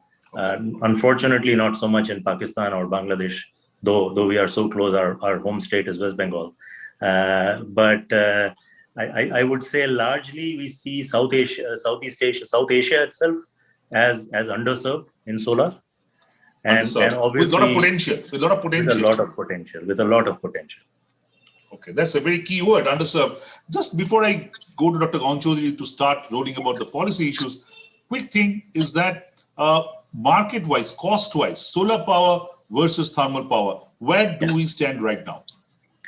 So thermal power, if you add all the costs of thermal power and a new thermal power in India, coal-fired plant in India, it would be close to about 4.5 to 5 rupees per unit. I think solar, even if you take, some people say that, oh, you don't have, you have, long-term access on free open access and stuff like that. Even if you add all of that, I don't think solar is coming close to that number. It's much lower than that number. So you are saying that solar favorably is being on favorable side on the market part. Great. It's at the moment reached a stage where it's not a question of should we do solar, but how do we do solar. Yes, that's as I said, the solar age. We are starting the solar age. So basically a new age. Solar age is starting. With that point, let me come to the Dr. Gaunchodhary. Dr. Gaunchodhary, you have been one of the persons. What so Nag is showing, when the solar was in laboratories, solar was in practical colleges and schools. You started, I think, way back in 90s. People might not have thought about it. Now, what do you think about the policy right now? Because climate change, we have to give this credit to Government of India. We may criticize Government of India on various counts, including in climate change. But one of the issues where I think government has done reasonably well is solar. Because of the solar's huge target and doing everything. So Dr. Gaunchodhary, what do you think about that? I think Dr. Gaunchodhary, there's some network issue. So let me put this question to Shamrat. Same question, Shamrat, that what the policy point of view, how you see Government of India doing, and what's your point? Let's hear Shamrat first. Shamrat, and then we'll come to Gaunchodhary. Please, Shamrat. Taking the point. And also solar vis-a-vis the thermal power. We are still saying that coal is one of our major energy mix. I'll come to the same question to Dr. Aslam and Dr. Borua later, but let's start with Shamrat and Dr. Gaunchodhary very quickly. Taking the point what Suman was talking about, it is business-wise viable. That's driving the whole solar development. It is not that we as a country, as an establishment, doing something extra in pushing the solar in our grid. But yes, if we arrive at 175 gigawatt target, after that, definitely the grid stability, the so-called storage issue will be driving the further integration of renewable as well as solar. Now, when we are so gung-ho on the solar, I just want to highlight few issues which we have done not correct in terms have developed our conventional power, and we are doing the same wrong thing in solar. In today, though the tender document of our large-scale solar talks about environment-friendly recycle or disposal, but the PPA we are signing doesn't have that clause. So our project developer don't have that responsibility after project get 25 years of technical life, how that will be going to disposed or recycled. Just hold for a second. Just hold for a second. Let me very quickly take a response of Mr. Shuman here. Shuman, what the Shamrat has just raised the issue, what I think we call it extended producer's responsibility. What you are thinking about this solar disposals, Shuman? This is one of the most critical challenges in front of the industry in the next 25-30 years, because if you see the kind of solar panels, do you have the answer right now? Do the industries have the answer, or still searching for it? Small steps are being taken, but certainly not a final solution. Okay, great. Let's go back to Shamrat. Let's go with Shamrat. Shamrat, fine. Till we don't have the regulation making the industry or business participants responsible for it, they will not account the cost associated for it into the whole development process. And we'll be jumping on 1.99 rupees is so cheap. But we are again not internalizing our environmental and social costs. Great. That's one part of it. And other points, what you mentioned? Other point is the whole development of solar, though company and few other companies had put effort, and we have around 3 gigawatt of approximately manufacturing facility in India, and that's also not the full supply chain of the so-called sustainability. There are sales and ingots are getting imported. So in this whole development process, the co-benefit associated with this development, we are missing that. We are not getting job creation in our manufacturing facility because we are importing 80% of it. So basically, 2 points you are making. I get 2 points you are missing. One impact of the environmental disposal of the huge solar installations, and also the import of such high level of import. We are talking about Make in India, but we are importing everything from outside, 60% to 80%. So that not catching up. Another point that many people are raising is kind of encouraging solar and also encouraging coal thermal power at the same time. That's also some people are criticizing. That's another point I think pretty important. I just want to highlight on that point. Yes, that's a deficit on the policy side. We are having recently lots of coal block has been put on for auction. But if you see the investment side, the market has not responded. So market is not responding to it. Yeah. Let take the point in other countries. Dr. Aslam, it's very intriguing in India. You can find that how intriguing it is. But all said and done, Indian government has shown some positive vibes, some positive kind of pointers towards solar. No doubt about that. There may be procedural lapses, there may be other lapses, there may be big ticket installations, not nearly the rooftops, those issues are there, but overall an emphasis on solar. What is the government of Pakistan's policy on solar? How you see the policy? How proactive this is? Yes, thank you so much. I think it's very interesting to see that this similar kind of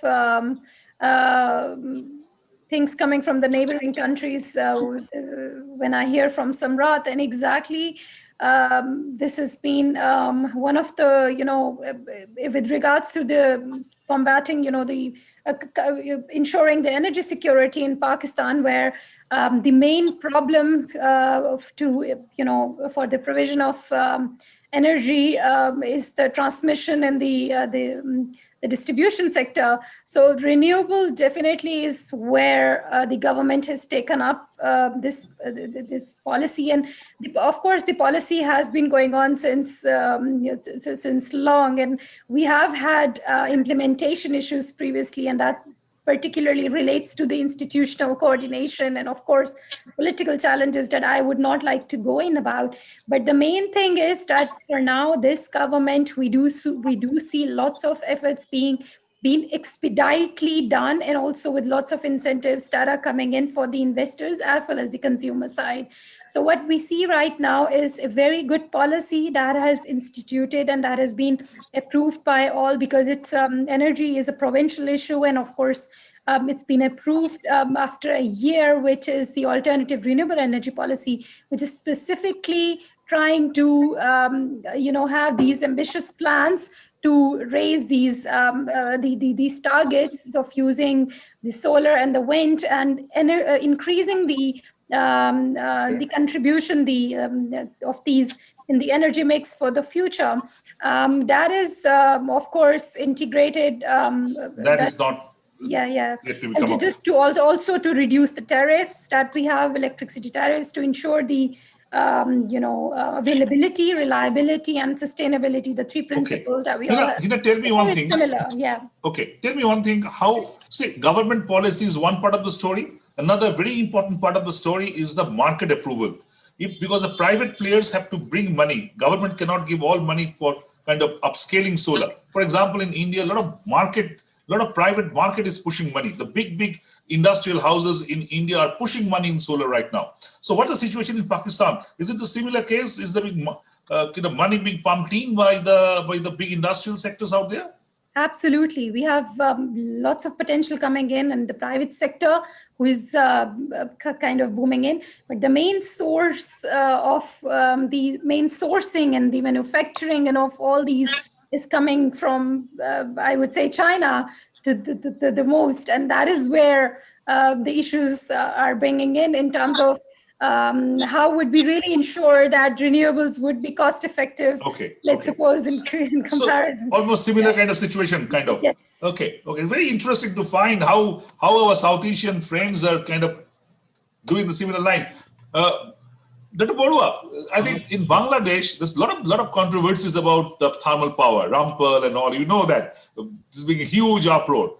I have told that in recent time, the Bangladesh government has scrapped some of the thermal power industries, not for necessarily environmental reasons, but for the market non-approval. The money, the funding is also getting a bit of a problem. What's the situation in Bangladesh on thermal, and how, in contrast, you would like to push up solar and the local industry? Yes, you mentioned a very important point. Actually, recently government decided to gradually withdraw from the coal-based power plant. So they are looking for alternatives. But because the cost of is increasing and the funding availability of the international is also a problem. And recently government successful to become a developing country. So the policy pushing from the UN also that of clean energy. So I think government now decided change their mind. Now in the newly 5-year plan, called a 5-year plan from 2020 to 25, government mentioned in the document that so far we give only focus to the conventional energy, fossil fuel based energy, all incentives, financing is there. Now we like to give attention to the renewable energy. So the government a little bit changing the policy. This is good. And also the UN also pushing some point for to become a sustainable developing country. The clean energy is also one of the issue. And the policy we adopted for last 10 years, 10%, but government, we are lagging behind only 3.25% we see, because the electricity is growing very fast. So the percentage of renewable energy is relatively poor. I believe Bangladesh has a lot of chance because we build the biggest, largest solar home system program in Bangladesh. Irrigation we can build, and rooftop, we have 1 million houses coming up every year. So I think the rooftop net metering policy approved recently. I believe there will be a big push we needed. And the what Shamrat mentioned about the disposal, we have also criticism about the solar home system, 6 million systems, 6 million. But fortunately, we find some solution. Now so you find that from the government end, there's a push up in the policy on solar. Government policymaker also criticizing the solar home system is good, but there are 6 million battery in the house. How you manage that? Yeah, we now recently, not for last 5 years, we are have a recycling plan. So the people are collecting in a private sector, collecting the battery. They are getting around 35% cash payment. Like the car batteries, that we do. All batteries. So now there's that's a good policy. It's a very good policy. Recycling plan is there. So they are extracting lead from this old battery. Before I come to the Dr. Gonchodri, I think could connect, so I come back to him. But before that, a very quick question is that how is the private industry players are doing in Bangladesh? Are they pumping in money, just like as I heard from Hina and also from Shamrat, that there's the private players in India and Pakistan are pumping in money in solar? What's the Pakistan?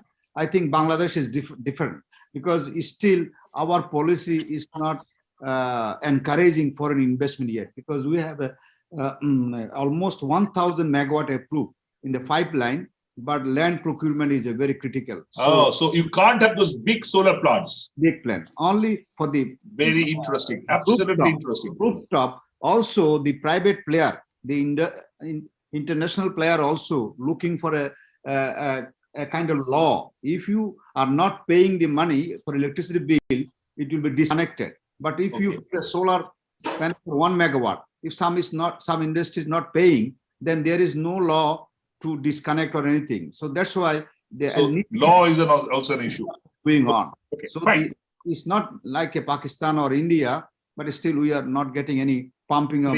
Very interesting. Yeah. Dr. Gonchodri, very interesting to hear the Bangladesh version. Can you hear me, Dr. Gonchodri? Am I audible to you? Dr. Gonchodri, can you hear me? You are audible. Great. Yes, I can hear you. Great. Your connectivity is a bit of an issue, but I think it's fine now. We can all hear you as well. We are talking about the policy part of it. And as I said, the government of India, all said and done, if one area where they need to be applauded is on solar, because of the huge target they set up and also been doing a lot. But there is complaints that we are doing big tickets, huge solar plants, not the rooftops and others. In Germany, even a country like Germany has, much better than me, that how they have kind of done the rooftops. Just I heard from Dr. Borua that in Bangladesh, for the land issue, they are doing the smaller project. You know how important land is in this part of the world, especially in West Bengal, very state. So how it goes? So how you critically see the government of India's policy? The rooftop you were talking about. How you see this rooftop growing? 40 gigawatt is the target. We hardly did anything. Rooftop growth of rooftop is not good. 40 gigawatt we are supposed to do. 40 gigawatt we are supposed to do from rooftop. But the policy of the government, you see the main problem, I should say, the distribution companies, they don't want to lose their revenue. And that is the reason, the distribution companies, they are insisting the regulators regularly that rooftop solar system should not be encouraged properly, so that net metering or gross But in a democratic setup, that's the role of the government. If the regulators don't want it, the distribution companies don't want it, government has to ensure the rooftop needs to be encouraged. As you keep on saying, I know for sure that how long you have been pushing it. I do agree, but the point is, the solar sector is not.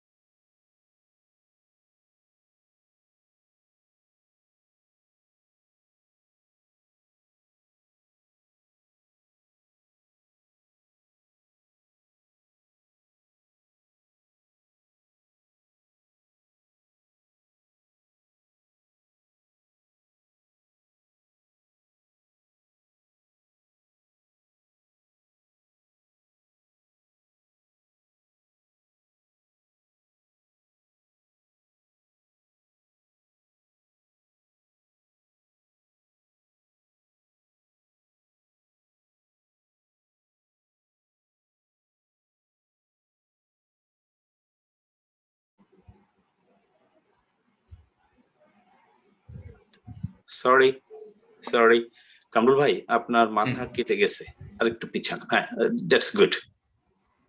ওকে, তাহলে আমার audio অনই থাকলো, আমি কথা অবশ্য বলবো না মাঝখানে। ওকে, আপনি এই মারিয়াকে একটু রাইট ফ্রেমে আসতে বলেন। Sorry please Maria. Okay, just a last check everyone. Okay, everyone is good. Okay. Kamrul ভাই, আপনি স্টার্ট করেন after 20. So this is the problem of virtual meetings. Anyway.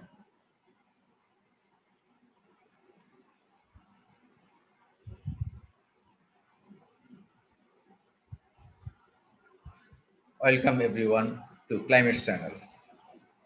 Climate Conversation with Kamrul Chaudhary. Climate Actions Pathways. Everyone is good. Okay. Kamrul ভাই, আপনি start করেন after 20. So this is the problem of virtual meetings. Anyway.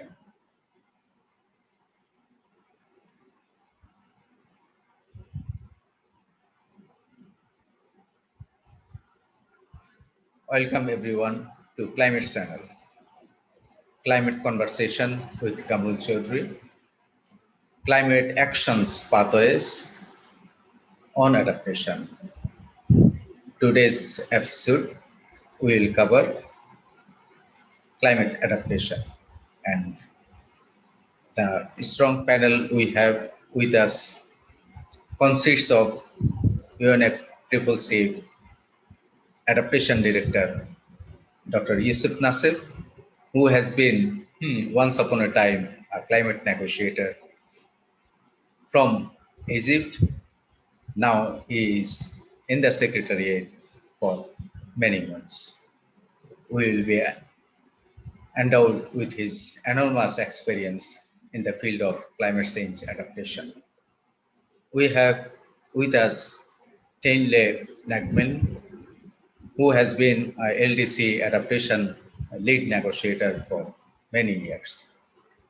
Since the beginning of climate negotiation on adaptation, he has been in this process from Bhutan, a least developed country, and also was in the G77 group.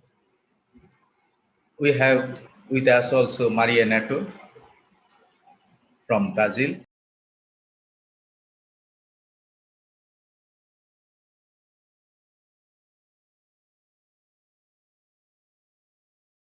Originally, but she was also in the UNFCCC Secretariat for a couple of years and then moved to Inter-American Bank now. But in between, she was at UNDP, also looking after climate change, climate finance, investment and financial flows, and capacity building. And Amalli Amin from CDC, she has also been following climate negotiation for very many years and wearing different hats at different point of time, but are climate specialist. So with this panel, we would like to start. Climate change is right here, right at our door, and especially adaptation is a huge, huge challenge for very many countries, not only for the developed countries, but also developing countries, especially those who are on the ground zero. For them, it's a huge, huge challenge. How best we can adapt to the changes, abrupt changes. How best we can limit adaptation. How best we can say, raise the adaptation goal. What is adaptation goal? How national adaptation plans are formulating. Is it right? Are we going to face maladaptation problems? How to overcome those challenges? Is finance flowing or trickling down? Is capacities are endowed with in the hands of the common people, masses on the ground? How to take adaptation onto the ground? So we will discuss it in our conversation. I will now like to request Dr. Yusuf Nasser to start with, especially what is the state of climate adaptation right at this point, and what is the position of formulation of national adaptation plans, especially in the least developed countries and other developing countries. So with that, I would now hand over to Yusuf in your good hand. Thank you very, very much, Kamrod, and thank you for having me here together with this distinguished group of friends and professionals, but friends first, because I'm so happy to be seeing all my old friends here. It's been quite a while.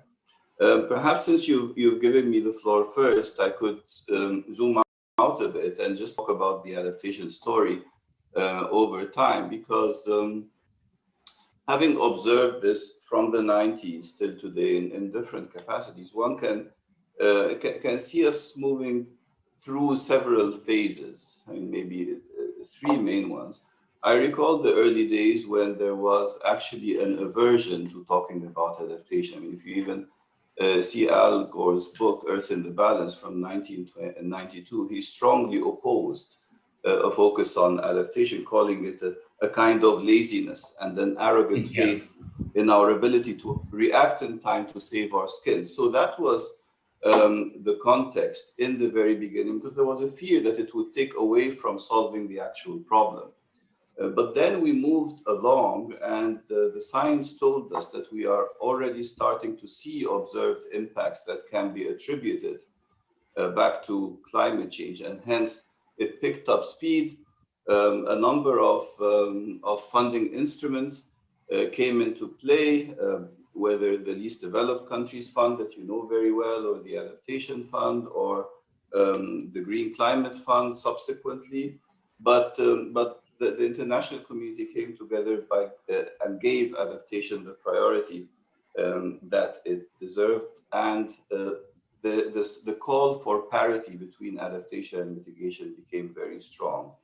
Then that proceeded very well. You mentioned the NAPAs and the NAPs. So initially, because the least developed countries were seen to be the most vulnerable and have a provision in the treaty, in the Climate Change Convention, that gives them special consideration, a process called National Adaptation Programs of Action was created to respond to the urgent and immediate needs of the least developed countries.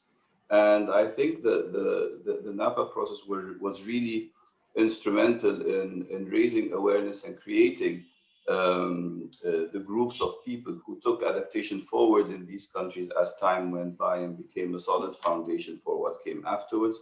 Eventually, with the Cancun agreements, we got something called the Cancun Adaptation Framework, which then pushed forward the national adaptation plans, which now not just look at urgent and immediate, but then medium and long-term planning. As of now, there are 125 developing countries working on their national adaptation plans. We have 20 already submitted, and within those, many projects have already been approved for funding. But by the next session of the Conference of the Parties in Glasgow, we expect 50 to have been submitted by then. But since Paris, we had, I think, another phase that has come into play, which is also stimulated by the science, where you saw reports both from the Intergovernmental Panel on Climate Change, the report on warming of 1.5, but then also from the Intergovernmental Panel on Biodiversity and Ecosystem Services, the IPBES. And both coincided in saying that we need a massive transformation in the coming years in order to avoid the worst effects of climate change and ecological degradation. So we're in that phase now where we know that we've gone so far. I mean, we have advanced a lot since the 90s, but that there is still a lot more that needs to be done. But the lot more that needs to be done really quickly. And there's that urgency. So when I say 50 NAPs will be submitted by the session in Glasgow, it is a positive thing, but we would have loved that there would have been many more NAPs submitted, and hope that the rest of them can come quickly in the following year, so that the scaling up, the envisioned scaling up of adaptation to respond to not just climate change, but the other ecological problems facing our planet and our existence can be addressed quickly. Because, I mean, as we hear all the time, this is an existential problem, and it cannot really be solved with the same mindset that created it. And we need something to sort of jumpstart that transformation and that transition that is needed now. So back to you, Kamro. Yeah, thank you for your initial take. I will come back to you again. With that note, I would now like to request Thenle Akman from Bhutan, a solid hand on adaptation. Would you like to share your reflection? Thenle. Sure, Conwell. Thank you for having me, and hello to everybody, and also good to see familiar faces. So I've been out of the process for a few years now, but still at home, being engaged in work here at home. I think we have achieved a lot, I think, since, like Yusuf said, from the some decades back, I think now, when we started a little bit with the NAPA and adaptation. So at least in the LTCs, we've had a bit of a advanced experience in doing adaptation through the NAPA projects, so urgent, immediate. And I wanted to reflect on the principle that we had on NAPA. It was being not waiting for the latest information. And just reflecting on this, I thought this is really key, because the changes are happening so fast and we're not able to keep up, at least in the most vulnerable countries and the least capable of being aware and knowing what to actually anticipate, what information to expect. The changes are taking place so fast. It's difficult to anticipate what's happening. And I think that the principle we had in the NAPA in terms of being prepared for the current urgent, immediate needs actually prepares us for the future. So I think that's going to be key. And the NAPs also we've started, at least in Bhutan, is the process has started.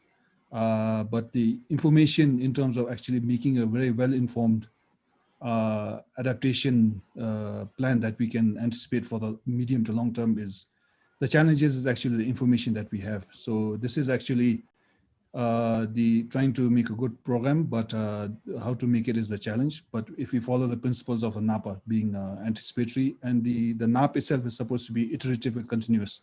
So we need to keep continuously, even the process itself has to keep adapting to the changing.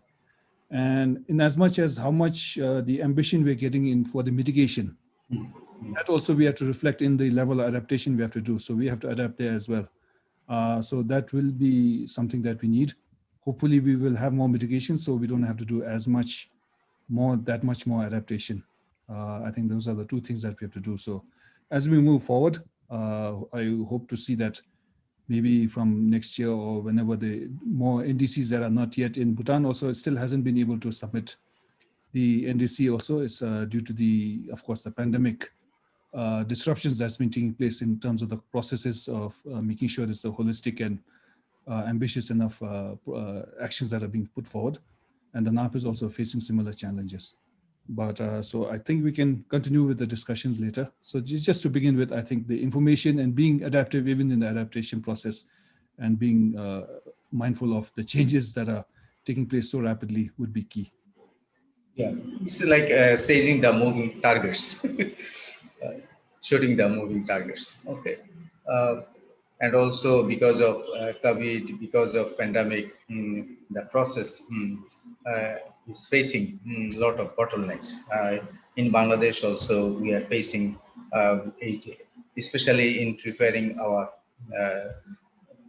nationally determined contributions process.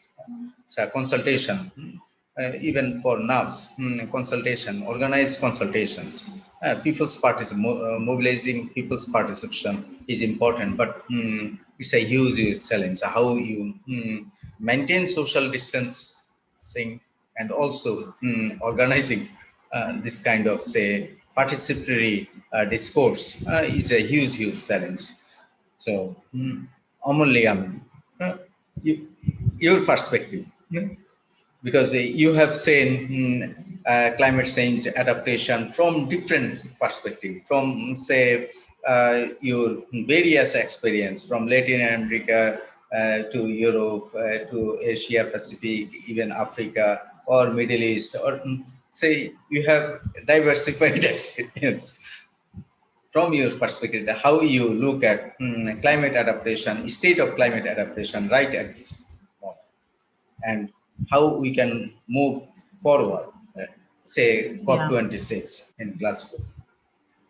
Thank you, Kamal, and thank you for the invite, and great to see old friends. And you know, I think as Yusuf highlighted very clearly, I mean, adaptation has been an agenda that was always seen as maybe less urgent than mitigation. And of course, if we did our job well on mitigation, there wouldn't really be so much need for adaptation.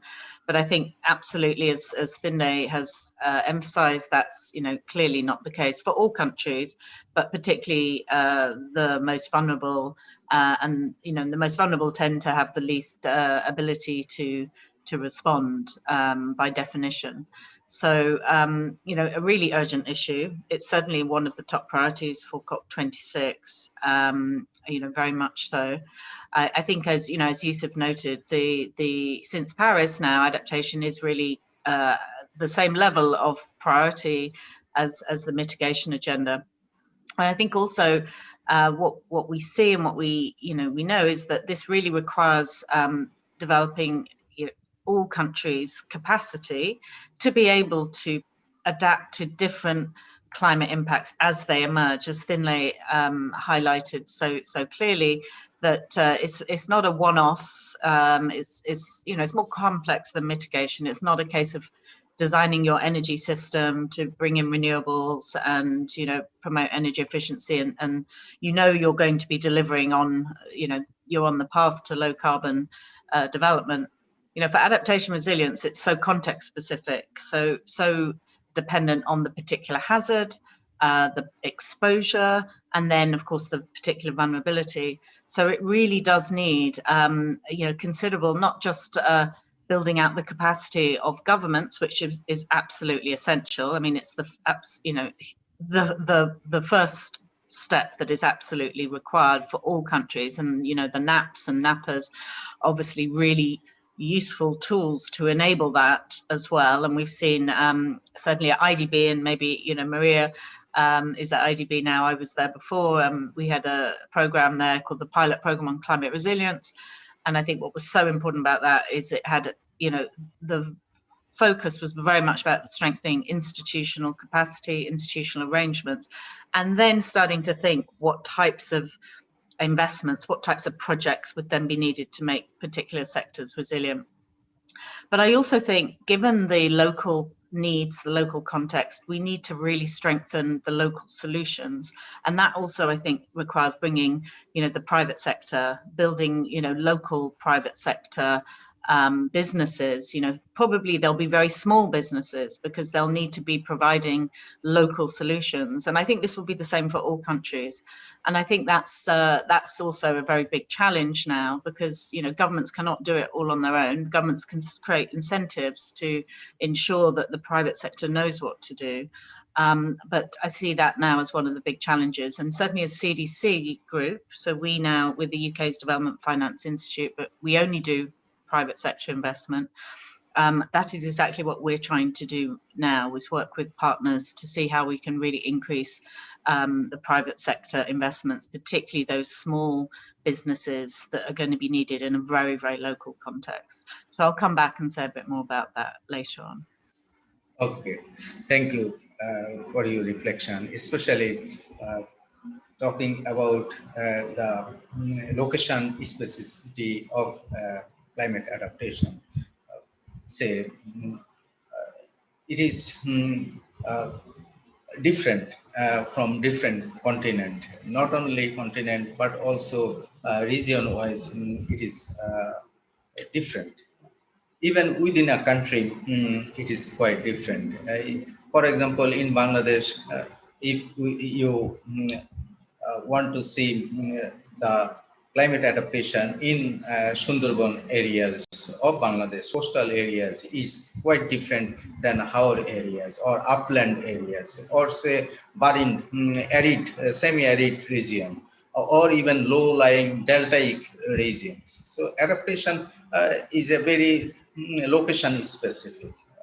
So how best we can address adaptive measures, take adaptation solutions onto the ground is a huge challenge, especially because of this sort of diversities, this sort of differences, because adaptation of upland areas will not suit deltaic regions. Even within deltaic regions, basin-wise, it is quite different, because each basin has its own characteristics. So with those characteristics, adaptation solutions should be suitable. So the question of prudent management is essential, especially say indigenous knowledge of generations, wealth of knowledge is essential in drawing adaptation plan for longer run, long term, medium term, even for specific adaptation investment or adaptation finance, capacity building, and also knowledge management, especially research. Empirical studies is essential, but we have done in that area also, especially empirical studies, empirical research, scientific research is still, there is no positive. So far, in very many least developed countries or most vulnerable countries, we face that challenge. So Mariana, next term is yours. You have also very versatile wealth of knowledge, especially financing adaptation, investment and financial flows analysis, and now at say Inter-American Bank, you are supporting adaptation. So from your lens, how you look at adaptation right at this moment in the history?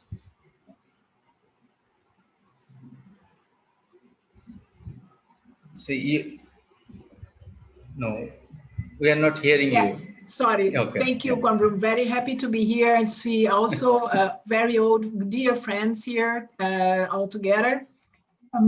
I would say, picking up a bit on what Youssef said and then Amal, first of all, the sense of urgency. I think we got to a situation of sense of urgency that very unfortunately, there is no return.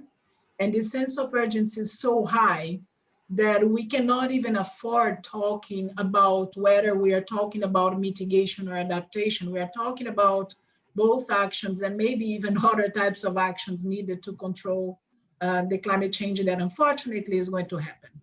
This, as Amal was saying, is something that affects countries in different ways and cannot be resolved only by actions by the government. So I think if the sense of urgency is high and requires a different way to combine action with public and private. I think the interesting movement we see on the financial markets is that we have seen a very large push from financial regulators, first starting with the central banks, but now we are seeing also, for example, the capital markets, the value commissions around the world also looking at that, on the need for integrating climatic risks, because they understand that the risks of investments not integrating the climate risks in their planning can be very, very costly and actually could even cause problems for the financial systems as a whole. That is the level of problem we have here. So the challenge now is how can we bring these NAPs and all these efforts we have developed from the 90s now to today, on which governments have been trying to develop plans and move these plans to be integrating as well these perspectives of efforts that in some different levels, financial regulators, for example, in public arena are actually trying to develop. How can we bring this sense of urgency from the planning more traditional way that governments been operating to actually the financial systems as a whole, in a way that the banks, the investors, the stock markets start operating, considering these risks and promoting activities that can become more adaptive. I think we have a huge challenge, a huge call for this, but also an opportunity, maybe combine better, you know, what the different initiatives take here. Youssef with UNFCCC, Amal with the CDC and projects on the ground, Tin with the governments trying to develop programs, we with finance. How can we start combining these efforts for better ways ahead? I also think that it's not only about the policies, but also indeed, as you were saying, we need to have some more friendly and clear ways for adapting methodologies for understanding how to assess these risks so that it becomes something that any investor can actually get acquainted to. And what Amal was saying is also important. How can we start thinking about business models or ways to promote this mainstreaming not only from the large point of view of larger investors and banks, but also that every small and medium enterprise can understand better the value of understanding the cost of climatic risks for adapting. No? And just the last thing, I think Youssef mentioned a very important thing. We also have other, global challenges with regards to natural resources. Latin America, where we work, have a huge potential on biodiversity, but it's also a big threat if the way that enterprises operate with biodiversity does not consider these types of risks. So we have been seeing also an interesting approach under which climatic risks, biodiversity risks. I was yesterday in a meeting of the Convention on Biodiversity, trying to talk about the biodiversity risks and financial systems. So how can we start bringing this knowledge and help with clear business models, enterprises to start integrating this in their business, and governments to be able to reach out to their countries and communities in a broader way than what we traditionally did. I think it's a big challenge, but a big opportunity for all of us as well. And so I'm happy to see here different perspectives of the same problem and ways for us to collaborate on that. Thank you. Thank you, Mario. You are absolutely right. We have different lenses, different perspectives, but at the end of the day, adaptation is a common denominator. Yes, adaptation in the eyes of an African country is quite different than in the eyes of the Pacific Islands or Caribbean islands, or say hillocks or hills like Bhutan or Nepal, or say deltas like Bangladesh or Egypt. So it's a huge diversity. As Yusuf and everybody knows, in the early days, we are not talking about adaptation. We are obsessed with mitigation, as if adaptation was at that time step daughter, not say mainstream. And at that time, I used to argue that in the negotiation that adaptation is a function of mitigation. The more we mitigate, the less we need to adapt. But we have not mitigated. That's why we right now need more adaptation. Urgency of adaptation is now we are facing. So if we, even if we decide right now that we are ramping up our ambitions, say mitigation ambitions, still we require a lot of adaptations, because the damage we have done so far requires to say adapt with that. So how best we can adapt, and for adaptation, the cost of adaptation is a huge challenge. It's growing up.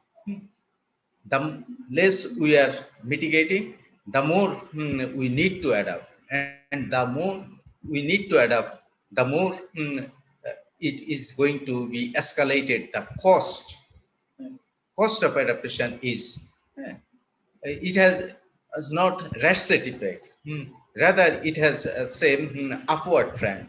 So how best we can catch that, bend that curve, lower that cost side for better adaptation and avoid maladaptation.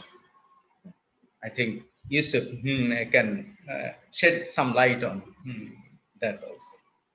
Well, thank you for giving me again the floor, and I'm very inspired by what was said so far, and perhaps take the cue from that, because it got me thinking that to achieve the results that you've just talked about, Kamrul, one needs to cross a few bridges. There are certain almost paradigm shifts or dichotomies, and I liked how Tinley characterized the NAPA almost as our first application of the precautionary principle. And back then, there was a lot of talk about the need for attribution to climate change, and to make sure that if you're proposing something, you have linked it to the impacts and that they have to be climate change related and not climate variability. We've passed that one already, but that was a dichotomy and talks to the link to other priorities and to development and to the planning of the country. So we're not compartmentalized anymore. So there's that dichotomy of dealing with climate change alone versus dealing with it as a broader component of development and beyond that of survival that gets us to need that holistic thinking. So that's one thing. And then you run into the issue of short-termism versus long-termism, and how when you start dealing with the long term, you run into issues. And we did an analysis of one city actually in the US, where even though the long-term outlook would have necessitated specific actions, they were being denied by the local government in favor of activities that produced short-term results. And I think it has something to do with the electoral cycle, because you want to show results close. So that's a dichotomy, and it's a paradigm shift. How do you create systems that also prioritize the long term? And of course, it's politically incorrect to say that the basis of our economic and business valuation, which is cost-benefit analysis, which embedded within it is a discount rate. It is not about inflation, it's about the time value of money. That a loss 100 years ago is worth nothing compared to a loss tomorrow.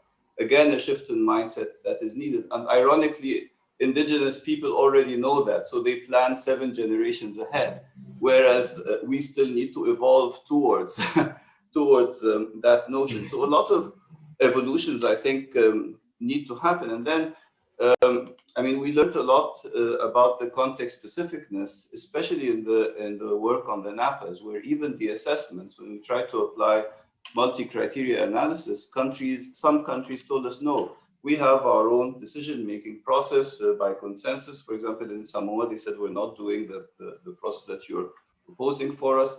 We have our own way of prioritizing things, and they did it. But then on valuation as well. So when you have a third party saying, okay, in the books, this is worth this much, but then the local community would say, no, this is a ancestral burial ground. It's worth way beyond anything you can ever imagine. So then it's a different type of thinking. And it's really important to also take account of these and then embed all of this variety of factors into how we support countries in trying to get the best possible outcome from the adaptation support systems. And it's very, very complicated to put all that into consideration, to have a long-term outlook, to move from the project-based to a holistic one, a programmatic, a long-term one, to embed it into planning, make sure it's part of what a country aspires to be 10 years from now, not solving today's problems alone. So there's a lot of paradigm shifts involved there, and I think we're still close to the beginning of that effort. And so as we move forward and as we scale up, we will I think have to evolve our methodologies and our systems of support in that direction. There are people now working on the implications of adaptation action on the transboundary implications of adaptation action. So SEI has a big project on that, because as you scale up, it's not just an arithmetic aggregation. You start encountering new things. One activity in one place has implications on an activity in another place, and how do you manage that, especially in shared river basins.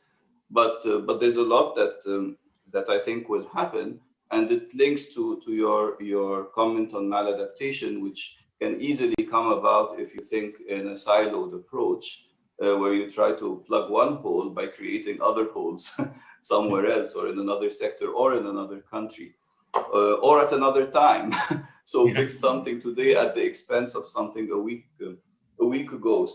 ahead. So I think this is really the sort of a summary of the remaining hurdles that we need to cross. We recognize them, we see them, but we haven't still come to grips of how to evolve the systems to make sure that this is taken care of. And climate change is new to everyone. So I think there's no set formula to borrow from somewhere else and put it in here. But we're trying, and I think it's evolving really well.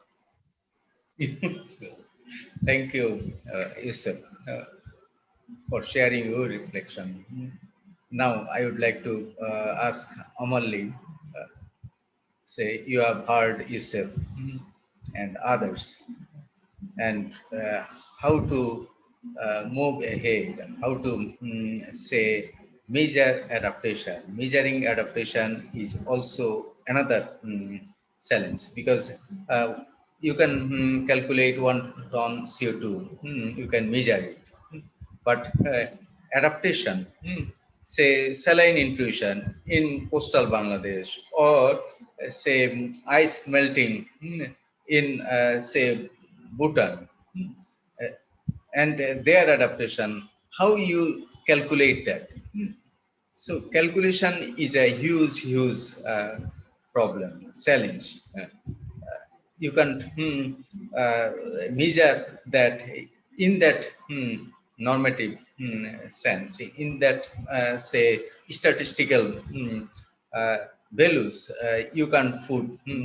So you have to attribute, you have to calculate, you have to say sense, you have to guess, you have to analyze. So your measuring rod scales are quite different than measuring, say, CO2. So, Amal.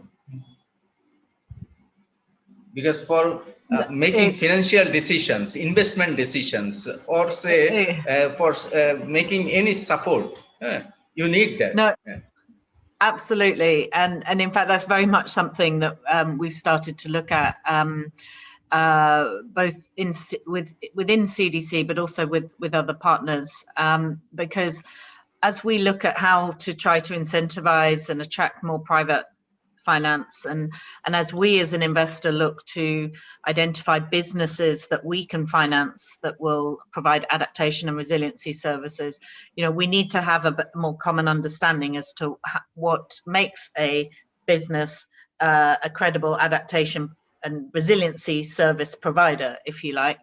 And so there's, a lot of work underway.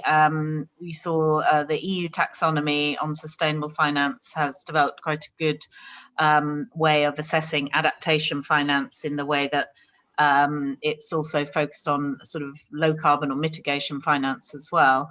So that is quite a helpful approach.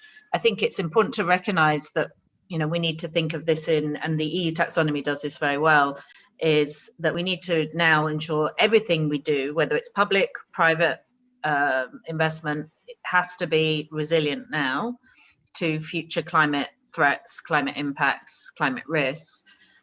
And so how to ensure that we're delivering resiliency of everything we do, but then how do we help bring adaptation resiliency services specifically through different types of investments, business opportunities, as well as obviously through the public sector as well. And that's where I think, the sort of issue of metrics and what kind of metrics are useful is becoming more and more important. And in fact, we launched at the Financing Commons Summit in November, we launched a new collaborative for accelerating investment in adaptation resilience, particularly private investment. That we did that with the Global Centre for Adaptation, with AFD, the French Development Agency, Proparco, and FMO, the Dutch DFI. And we're also now working to invite others into that collaborative.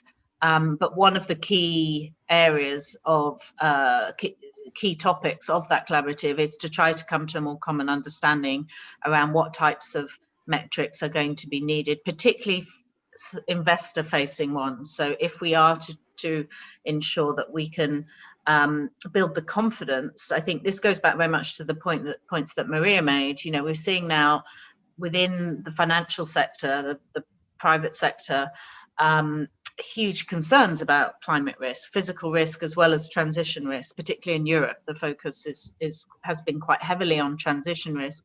But when we look at countries, and particularly the countries that we invest in, Africa and South Asia, we know that physical risk is incredibly urgent to address. And so being able to build confidence of investors that those risks are being managed, we will need to have credible metrics and be able to report on that as well. So we're very much working on that. But I think it's important to recognize that a lot of the time until now, or a lot of the success around adaptation, it's been assumed that you can just count how much funding or finance is going in and assume that's progress.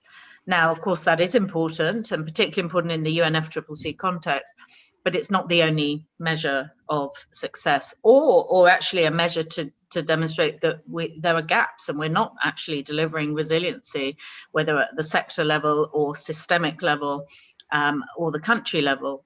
So we need to recognize that absolutely, as you say, Kamal, having a sort of a useful set of metrics, some that may be useful for governments, some that may be more relevant for investors, is going to be really, really important as we move forward.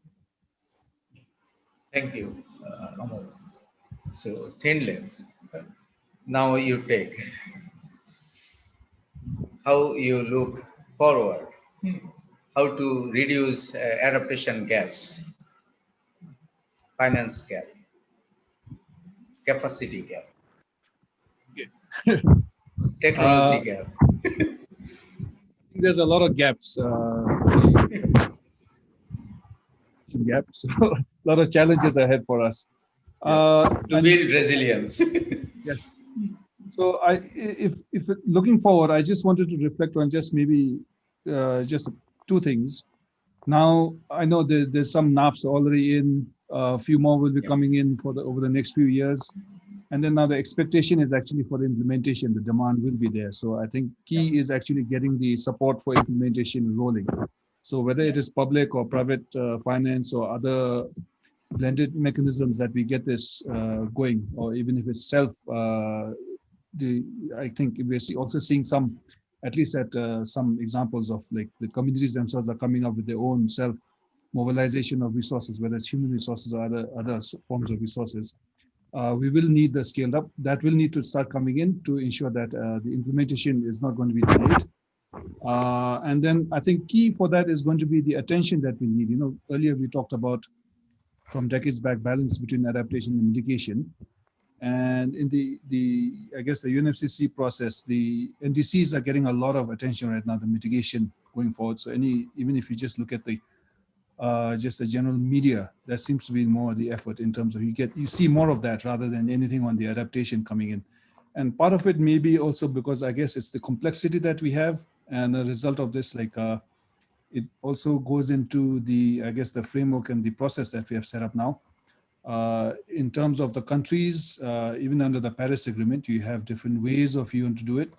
NDCs are an obligation. In terms of adaptation, it's like you can choose to do it. If not, you have so many ways of doing it.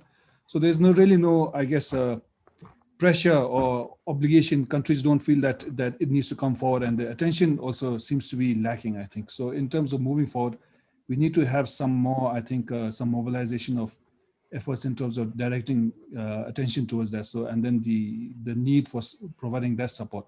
So going forward, I guess the mobilizing, we're already seeing, I guess, in the general climate movement, the grassroots movement, the youth, everybody's moving forward. So I guess the focus also we need to provide a little more energy in terms of adaptation and really raising the urgency for that.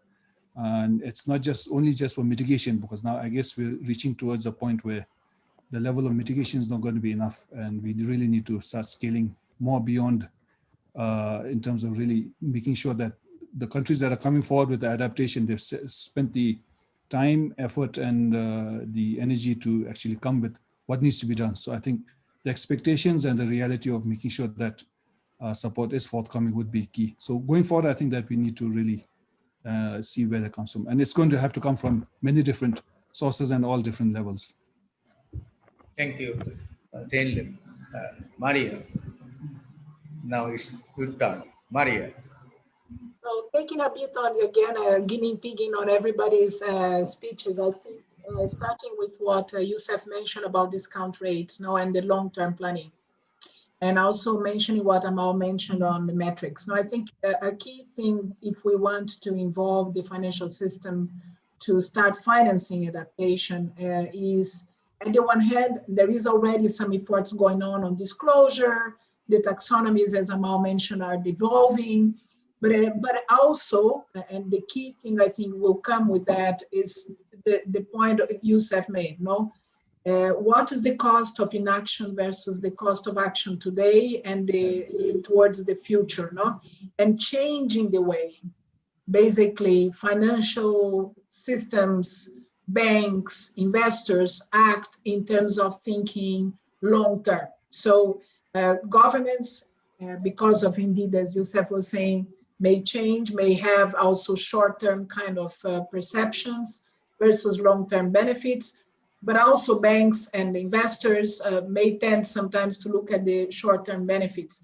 I think the major challenge here is to start changing the mind frame to be able to account for these costs over time and have a more holistic approach on how to manage portfolios, for example. And also, I think the key thing here is, if I'm a bank now and I'm financing agriculture, I need to start thinking about what's going to be the long-term exposure I will have, not project by project anymore, but with my whole portfolio over the next years. Now, this changes the way I do assessment of risk of investments, because from now I need to start looking not only again project by project, but to start thinking, where should I be financing things that are more resilient, no? That are less risky. And I think coming out from what Ting said, maybe the message and the thing that needs to start becoming more clear is what is the social and the economic and financial cost of not doing this long-term planning. Yeah. This needs to be more exposed in terms of urgency as well, because indeed, if this long-term planning is not done and this is not embedded today in the decisions from governments and private sector, in a way, the costs for the future generations are going to be very high. And it's a very similar problem as for mitigation, where people are saying we have to mitigate today. Of course, we have, because even if we mitigate today, we know it's very unfortunately unlikely that we'll get 1.5 degrees. No, but even with this situation, I think there is the sense of urgency as well with adaptation because of that. If you don't have this long-term, more holistic approach of understanding the social, economic, and financial cost of inaction, in my view, this will have also a huge negative impact for future generations.